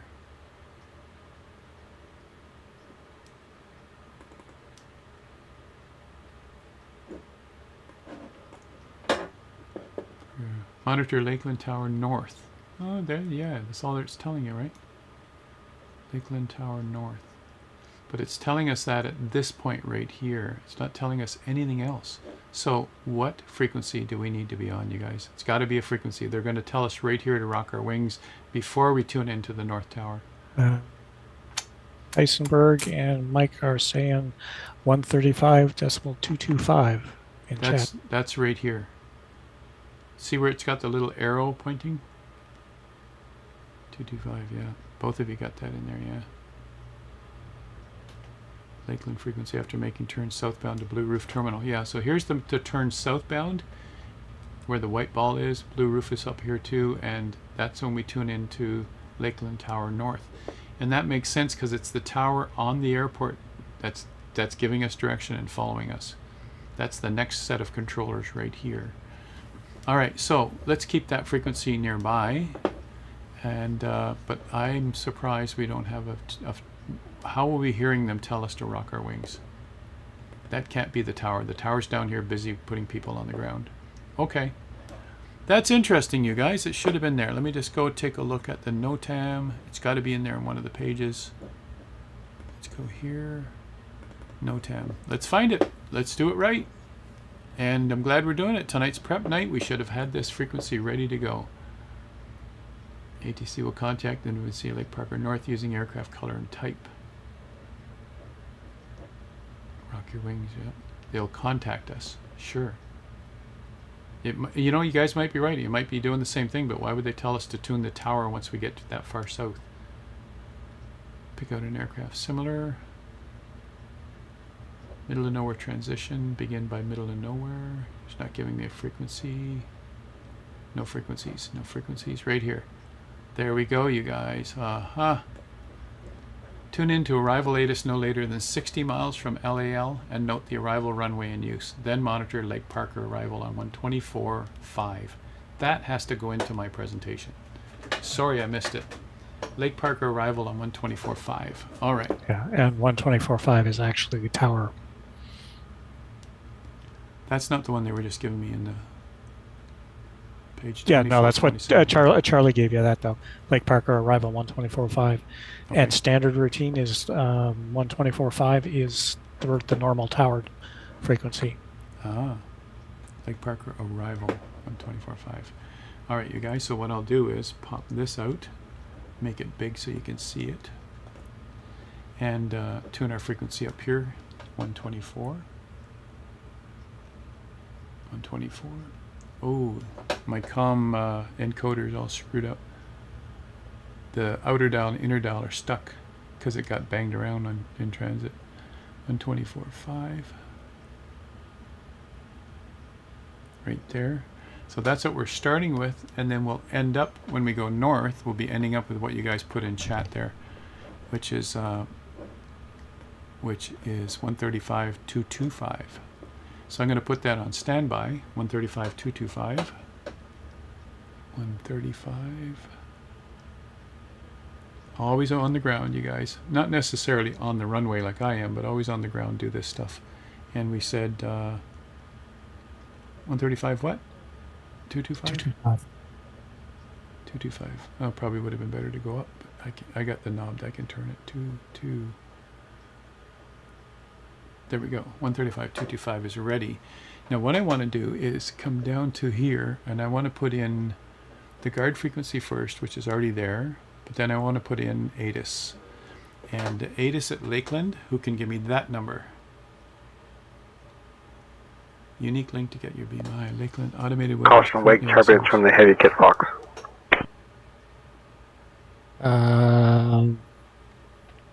What do you got for ATIS? 128.575. Got it. Thank you for that. 128. For those who want to look it up, it'll be there. For Lakeland, ATIS 118.025 according to Navigraph. Where'd you find that? On Navigraph. Under frequencies. Okay, say it again. ATIS, Lakeland Linder International ATIS is 118.025. Okay. 025. Let's just do it right, you guys. 025. Right there. And I'll read chat in a minute. Right there, 025118. Let's just tune that in, see what happens. That should show up in say intentions. Oh, I'm not listening to 2. All right, let me put this back where it belongs. And we will turn on COM2 listening. Our international airport. There we go. Information Oscar. Automated weather is currently out of service. Oh, I see. Advise on initial contact. You have information Oscar. Huh. Lakeland You Linder don't have any International information, but it's Airport. Oscar. Information Oscar. Yep. Automated weather is currently out of service. Wow. Advise on initial contact. Huh. You have information Oscar. Isn't that something? That's cool. All right, so we're going to make 10 left our active runway, you guys, like I mentioned earlier, all right? Lakeland arrival ATIS. Well, in the NOTAM is what we're using, right? What have we got up here? We got 124.5. That's tower. 135.225. Lakeland arrival. Arrival ATIS. Ooh, Surly Dev says. Hey, Lieutenant Bob. How you doing? Lakeland arrival ATIS in the NOTAM 128.575. Okay, let's do that. I don't know if that'll actually work here, though, but we'll try it anyway. So I'll switch it right here because, you know. Caution, wake turbulence from the heavy kit box. Is that you, Andrew, that's making that come through? 128575. Caution, wake turbulence from the heavy Kit Fox. From a heavy Kit Fox? Wake turbulence from a Kit Fox? Okay. I shouldn't laugh. I guess there could be. Heavy wake turbulence? You guys said 575, right? Let's see if we get an ATIS on that. I'm not getting anything on 128575, so. Yeah, so we're not getting that. All right, so we're going to say it's 10 left. All right. Yeah, I just turned it on too. I'll put it back on guard. Guard, for those who don't know, guard frequency is the emergency frequency. You should always be monitoring it. We typically throw that on COM2 and leave it there. I'll give you guys another big picture here. Oops, that's not what I want to give you. I want to give you this screen. I'll give you the screen full. So I've got the two frequencies set up here. One's the tower, one's the approach. I've also got the guard frequency, and I'm monitoring it by turning on listen on 1215, and that's what you should always do. And then typically I throw ATIS on here and flip it over when I need it on wherever I'm approaching. So I typically play around like this in real life and here in the sim.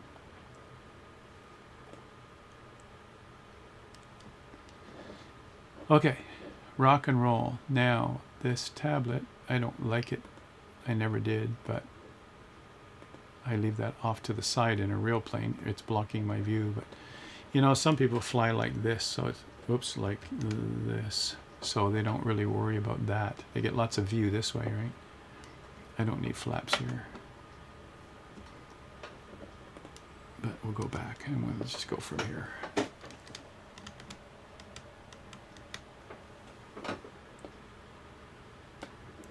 Pop it out onto another window and move it to another monitor. Yeah, I can do that, but one of you guys wanted it, right? So, yeah, that's typically what I do, though. I would take that and move it over when I'm doing search and rescue, so I still see it, but you guys don't see it. That's the thing. Okay, rock and roll, gonna get going. Andrew's already in the air, and I think, Andrew, I can probably see your screen. If I come over, I say probably. Guess I should take off first, and then I'll come see your screen. And I'm at 51. Meow. 50. Who's doing all those sounds? 51 is rotate. I'm going to climb out at 74, you guys. I thought they'd done away with the meow cat. What are those sound effects that you can?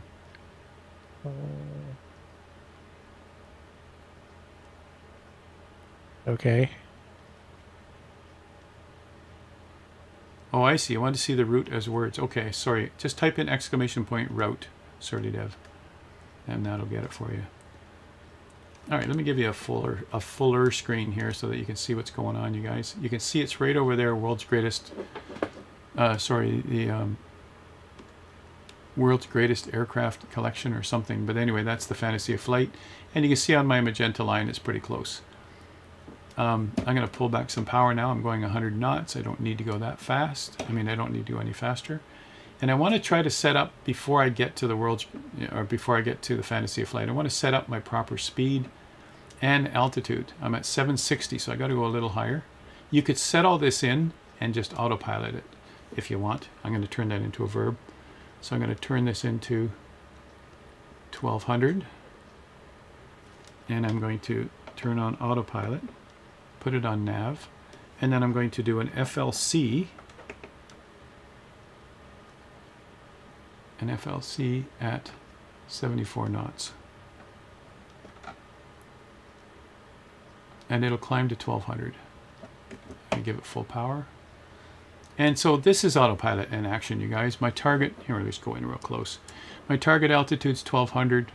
I haven't set a speed yet till I level out. It's on GPS, so it's going to follow the magenta line.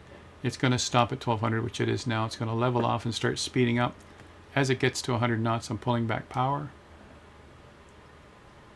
And I'm going to cruise around 2300, which will keep me around 100.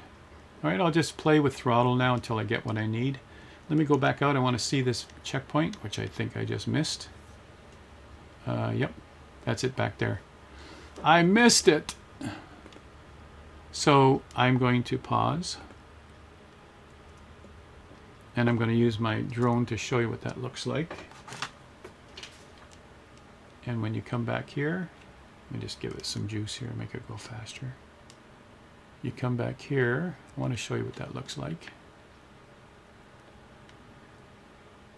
And did you pick waypoint 2 on purpose?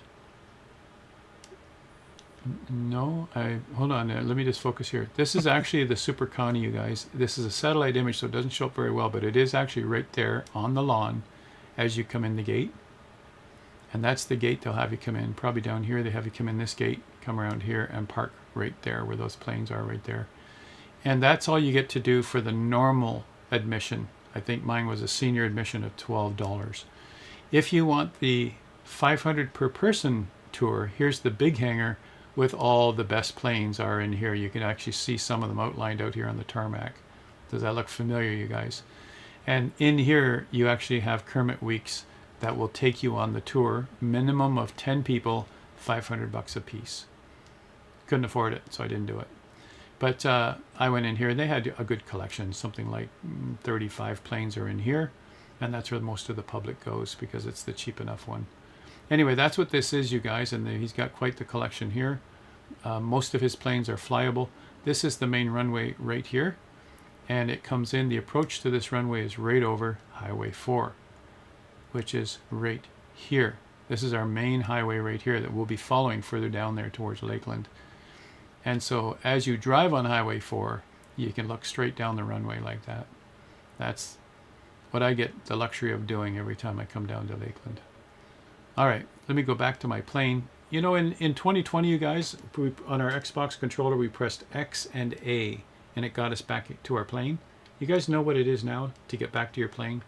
I mean, I could flounder around like this and try to find it in the air, but let's find, there's Groversaurus. Okay, let's find this. And I just passed it and started to make my turn, so I should be right around here. Meyer Flyer, Rubius. See, I don't have a tag, right? Anyway, so I'll never get my drone camera back where it belongs, right? But anyway, doesn't matter, we'll leave it. Shift X with the keyboard. Right, that gets you back to your plane, but that doesn't bring your drone camera back to your plane. In 2020, we pressed both X and A, and it would zoom you back to your plane like this. But here we just fly. All right, so unpause, away we go. I'm at 100 knots. And if we look at our next checkpoint will be the racetrack. So again, we won't see it, but we'll see the turn, you guys. So let's go to a little nav map, let you guys see the progress as we go along. Here we just came through. They call it the world's greatest aircraft collection, but it's actually the Fantasy of Flight, it's called, the museum. Here we're heading down to the racetrack in little nav map. It's here, but now we want to see what it looks like out the window. So again, I'm going to go back inside the plane, out the window, so that we can see what we're looking for here. And I'm flying at 100 knots. It looks good. What does it look like in little nav map? It says I'm 105 at 1,200 feet, pretty close. And here I'm going to make a right turn, and there will be nothing underneath me, I guess. I'm guessing. Let's just go back outside the plane. And where I make the turn, this is little nav map says I should see a racetrack. I see remnants of it. There's a curve right here. Yep, I see something there. That's cool. Or is that just a road? That should be a racetrack right there. Yep, little nav map, I'm right over top of it right now. So that should have been the racetrack. Now you never know, you guys, what Say Intentions will do. They might end up putting that in. We'll find out. Now we're heading to where they're going to tell us to rock our wings, you guys. So let me give you an idea where we are. Actually, I'm going to close everything on here and make it smaller so we can work with it. Like maybe that would work. I'll leave it outside view so you can see what's happening here. We're heading over all this great Florida marshland, and if you're really interested, I've got some land for sale right down there. See this stuff right here? I'm just kidding. They'll just fill it in and build stuff on it. That's all of Florida is just a water table, you know. Anyway, we're coming up. There's Lake Parker right there. That's what we're after right there. Lake Parker. Right here is the power plant right there, and we're heading right for it. And maybe we can do something like this to give you an idea of the view. There we go. And we'll get little land map back out here. Wherever I put it. Here. Maybe that will work like that. There we go. All right, so how's my speed doing? It says I'm at 102 at 1197, so not so bad, you guys. So I guess this is a good setting for me. I got 2260 on my RPMs. Well, I guess you guys can see that down here somewhere. 2260 in the RPMs. It says 99 on my speed. This is the normal approach, right? I see crabby ones ahead of me. Here's the power plant. You can see a smokestack right there. You're going to see a slant kind of building of some sort right here. In our sim anyway, that's what it looks like. And there is actually controllers with portable radios right here that are going to call us. And my guess is we're not going to get that call. That's my guess, because none of you have heard of it. Did you hear it, Andrew, or no? Nope. You haven't heard it either, right? So, has anyone been to the runway yet? So this, we'll see how it happens, and hopefully it'll happen before Saturday, but they're still working on it, you guys. But this is normally where they would call, typically as soon as they can see you. So maybe this right about here, you got to take your autopilot off. So they would say, yellow and blue Cessna, rock your wings. And I just do this. From inside the plane, oops, from inside the plane, this is what it looks like. 30 degree, 30 degree, make sure it's always safe. And then I can put autopilot back on again. And they would say, good rock, proceed to, right turn over to the highway, or they'd say go west and follow the highway down and pick up the tower, right? Anyone see me? Surly Dev says, all right, Krabby's there. Grubius Meyer, Mike. Somebody's there with Mike also underneath you. Kiwi Mike, maybe? There's my turn heading west now. And that's right over, oops, right over top. That's too close. Yeah, there's the power plant. There's the smokestack. You shouldn't overfly a smokestack, so it's just my fault with the flight plan, but there's the power plant we just went over. All right, and that's where the controllers are that give you your first initial. So now we're going straight west, or we should be. Yep, straight west, heading over to the highway. And we know the highway's over here to the right. And we'll end up, when we get to the highway, we'll just start following it, which is good. Nice, easy VFR. Not even on the EFB, Surly Dev says. So you are on the Southeast Asia server? Do you have Game Pass? Or on an Xbox, or are you on PC? Now I see a link that just came up automatically in chat, you guys, that says use this link for a discount on your purchase of Say Intentions. If you're going to purchase it now, use the link. If you want to use the free trial for 24 hours, don't do it until Friday night, okay?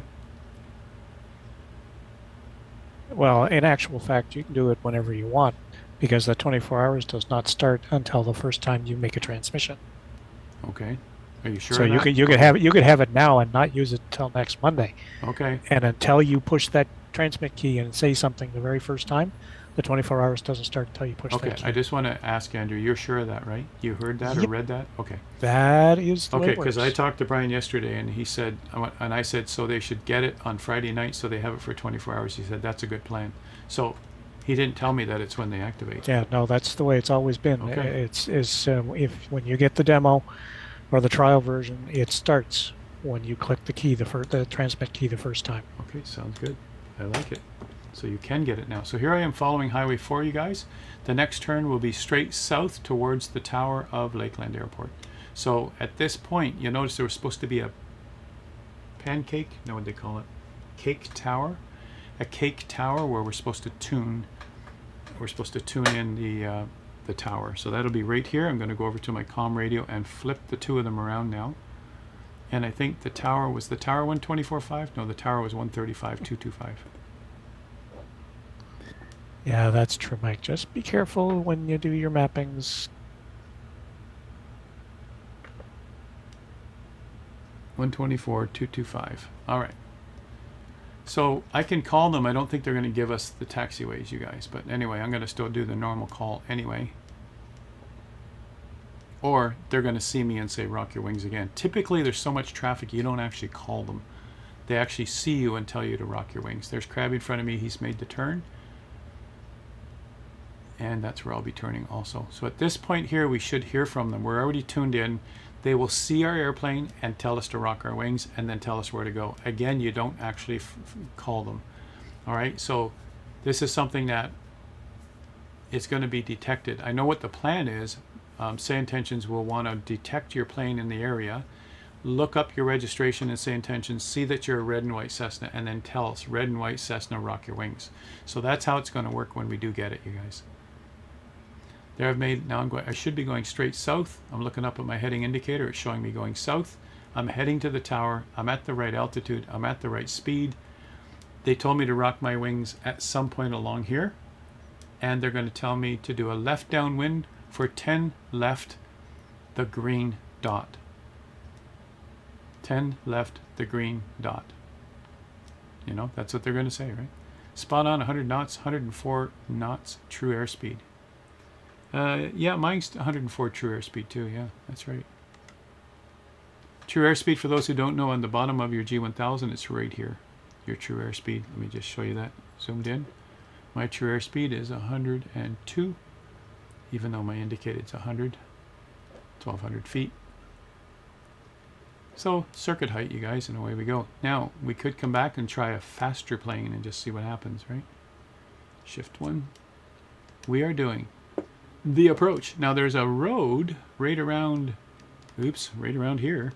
Just so you know, there's a highway behind me, but there's a road right here where this is Airport Road. I'm over right now. This is Airport Road. There is a road that goes east-west right here. That's the road you follow, or just before it. All right, now the flight plan might take us there, but I doubt it. I'm just going to do a visual from here now. And I've been told to follow left downwind for 10 left. So I'm going left downwind. I'm going to put runway 10 behind me. Let me give you the proper view here, because this is the proper way to see all of this. And there I go. There's the actual. We're going to land on this taxiway, not the main runway. They got other things coming in on the main runway, typically warbird arrival. I see whoever's in the N24010. I thought that was like an AI plane, but it looks like one of you. Because I haven't been given a dot yet, I'm going to land on the threshold. But typically the dot would be further on. Yeah, somebody's on final there in a 172. N2410E, whoever that is. And I thought, Krabby, you were ahead of me, or did you take the other route? Looking behind. Krabby was ahead of me, but he could be landing down the other way. Anyway, I am 45 degrees from the threshold, or from the green dot. If they give you a green dot, use your same procedure, you guys. Typically in a circuit, you're 45 degrees from the threshold. So then now if they gave me a green dot, make sure you're 45 degrees from the green dot, make your turn to base. Going to look down here over the solar panel on the ground, and there's my taxiway right underneath the strut. Make my turn, start my descent. I should already have flaps, and I do. And I'm heading for the taxiway. This is all visual, you guys. Nothing's automatic. You got to do it right. I'm going to say that the threshold, in this case, they gave me the threshold. They didn't give me a dot further up. I'm heading for that threshold. My speed's 69. I'm typically 65 coming in, which is right there. Got a little bit of power in now. Stretching it to the runway. My speed stays the same. My angle stays the same with my yoke. I do not change the pitch at all now. I just do power to get further or to come closer. No, but someone else is landing parallel to me, so on runway 10 like a warbird. So this is where I'm landing. Now for the dot landing, we don't have the dots, or I'm not activating them somehow. Let me finish the flare, you guys. Flaring, bleeding off some speed, touching down around 60, maybe even lower than that. Now, this was just a normal landing. When there's a dot, you have to time it, stretch it with power, and get those wheels a few feet off the runway and have them touch the dot. Both wheels have to touch the dot. And what we'd want to see, let me just stop right here at this junction right here. My wheels should be close to where they branch off to the taxiway. Let me just go outside the plane for a second. See what I mean? My drone is somewhere. Where's my drone? Okay, down there. Okay. I've stopped on the taxiway, so just go right past me here. I just want to make a point. Sorry guys, I had it sped up to see things in the air. I'm going to slow it down now. So what we're looking for in your landing, oh, that's way too fast. Just a second. Can't I? Maybe I'm not focused on the screen. F5 typically slows it down. Sorry for jumping around. It wasn't ready to show you this. Okay, it's a little slower anyway. All right, so what we're looking for... Oh man, that is hard on the eyes. I'll leave it there. What we're looking for here is that your main wheels right here will touch inside the circle. The circle will be typically like this big. I think it's a 50 foot in real life. The taxiway is typically 75. Or actually taxiways can be 50 also. The circle can actually fill the taxiway, but they'll be smaller than the taxiway width. And you want to drop your wheel, your main wheels in there, not your front wheel at all. Your main wheels only, like a normal flare, normal touchdown. And as long as the two of them touch and you move on, you've got your 5 points. If one of them touches, so that for that reason, a lot of our judges will be doing something like, or our judges should all be doing something like that. All right, so they'll be looking before you even get here. So I can't do it. My drone camera in this new sim is so fast. I sped it up with F6. I thought I could slow it down with F5, but maybe I just have to go up here and play with this. Sorry guys, I'm in the way, but let me just get this part done. Up here, camera, slow it down, zoom level, speed. Is it the speed or what speed? The speed. Maybe there. Let's go back out. That's not slower. Okay, never mind. I don't know what I'm doing with the new sim. So what they would do is they would typically, if I could just touch this thing like that, they would be watching the dot on an angle like this, and what they're looking for is to see. Now they would have to be a little lower.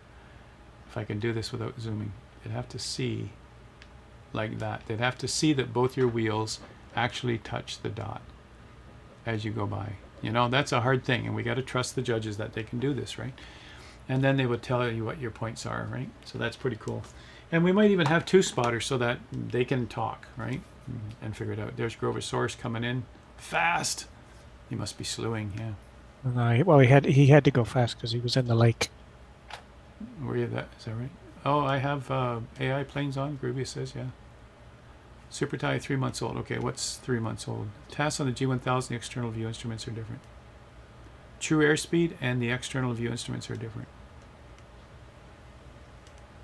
Okay. But we should fly it from inside anyway. All right, anyway, I'm trying to show you how they would do it. I thought maybe, I'm just guessing maybe we would have some dots today, but you know, poor Brian and his team have been working hard on this. Well, that's the funny part. They're there. Well, it may be the real ones that are there on Navigraph. Hold on, maybe I have to be on the experimental server. Yeah, the real ones are there. Yeah, I was just thinking, maybe we have to be on. I was on both, and it didn't make any difference. Okay, maybe I have to be on the experimental server, and then we would see them. But anyway, it's no worries, you guys. This is something they're working on, and something we probably won't see right away. Now I do have a plane floating. Mike, you're floating. Do you have special scenery for Lakeland? How is that possible? All the rest of us, well, from my point of view, all the rest of us are on the ground. Mike is floating? Yep. He's on the ground to me. Okay, Meyer Flyer, Kiwi, Craig, Grubius, all those guys are on the ground. Nope, everybody's on the ground for is me. on the ground. Yep. And Mike's now on the ground. How'd you do that, Mike? The first time I looked at you, you were way above us. Oh no, he still is. Or who is that above him? Mike, maybe that's not Mike. Maybe that's Mike's tag. No, Mike's behind you in his airplane. Yes. And take a look at my screen. It looked like Mike, but it's someone else above Mike who has special sceneries.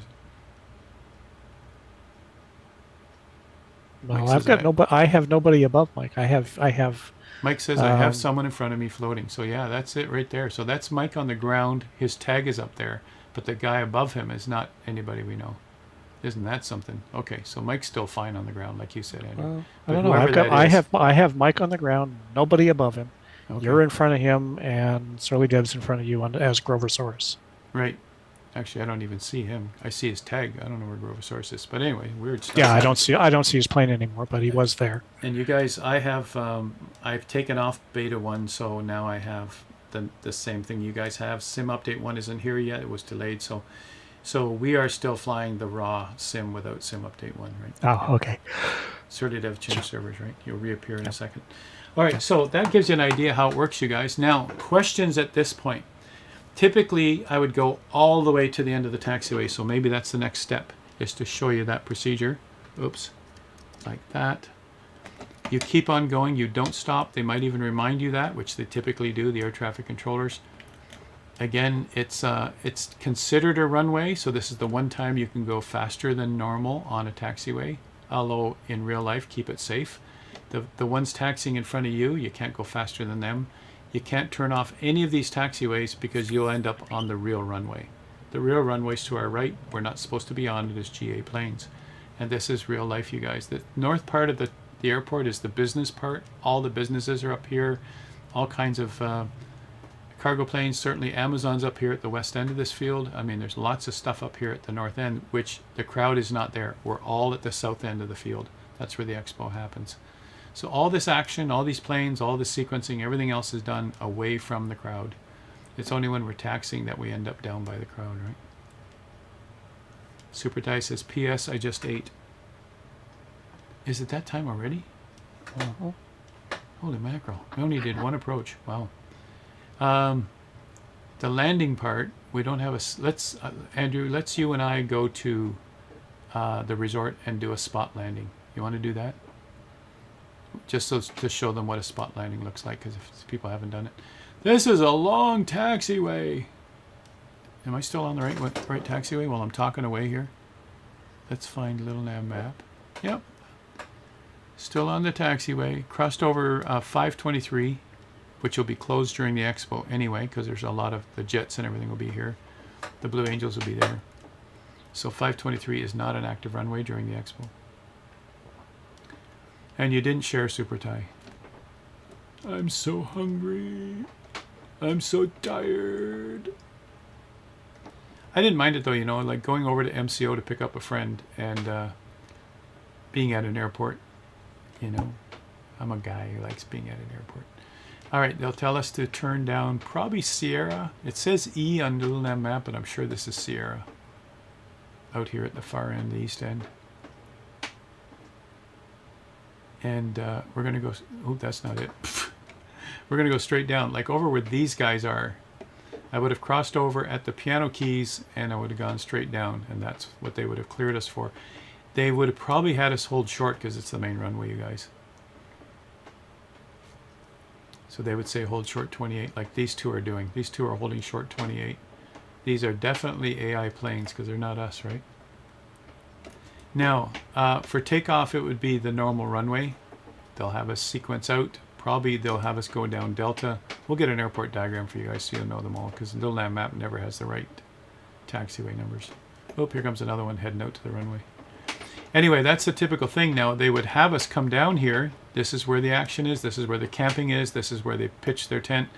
They have just a normal 8.5 sheet from your printer with in big letters what you are. General aviation is GA, and they have, you know, warbirds is probably WR or something. You have a sheet you put in the windshield with your hand while you go past people who direct you into the right areas. Is this an animal up ahead or just rocks? I'm going to park right here. And maybe on Saturday when we're done, we all park somewhere in airport parking for planes. Shutter down, parking brake, the normal stuff. And then we go up and we put the camp out stuff out, right?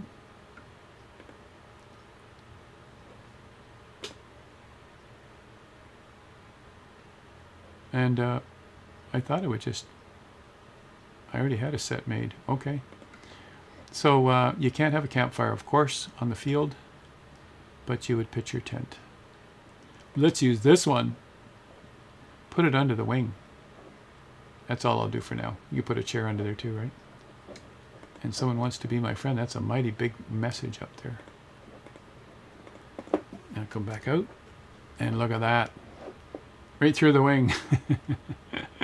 Maybe that's not the right one. Is that snow? Okay, we don't want that. This is supposed to be sun in fun. Okay, let's do the sun in fun thing. Let's get rid of that. I guess we just press delete. I haven't used this for a while, Andrew. How do we do it? Oh, we over here. Garbage can. Got it. Let's just throw something in there. I did have a set. I thought I could just pop it back out again. Here's the sort of tent that I'm actually in. I'm actually in this for real while I'm there. That kind of tent, little two-man tent that I'm in, and typically we throw a chair out there too somewhere. How about a snowman? Yeah, none of the other stuff can happen. You can't be cooking food there. You can't have a campfire, you guys. It just isn't right. You're at an airport, and there's the look. That's what we would be doing right there. Look at you guys jumping in. That's cool. Snow and fun. Yeah, that's it. Yeah. All right, so I'll be in talks with Brian. Andrew and I will talk with him in Discord probably later tonight or tomorrow just to figure it all out.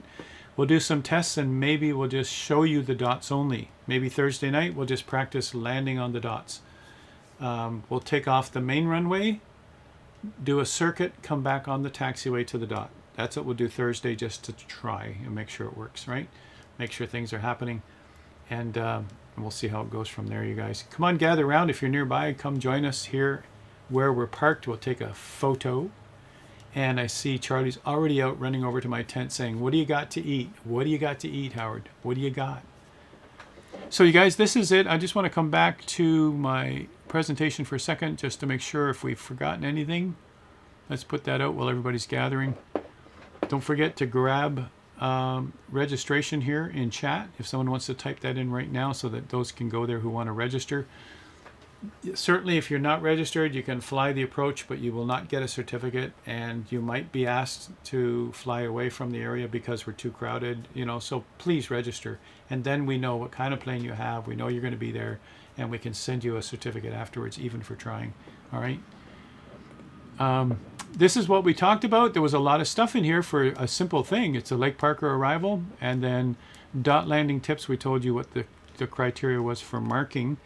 All of you who are registered, I'm going to send you this presentation because it's got all the information you need in there. You should also have the NOTAM by now, but I'll probably send you the link for that too once you register. All right. Registration will actually close Friday night at midnight. This Friday, midnight Eastern time. All right. Right now it's Eastern time, 7:30. So you can judge by that whatever time that would be for you. All right. There's the registration link. Thanks for that, Surly Dev. No dots for Xbox flyers. So Krabby One, I guess not, right? Because you can't do say intentions, right? That's, you know, we used to do these Oshkosh landings before Xbox even had the sim. So that does present a problem for sure, yeah.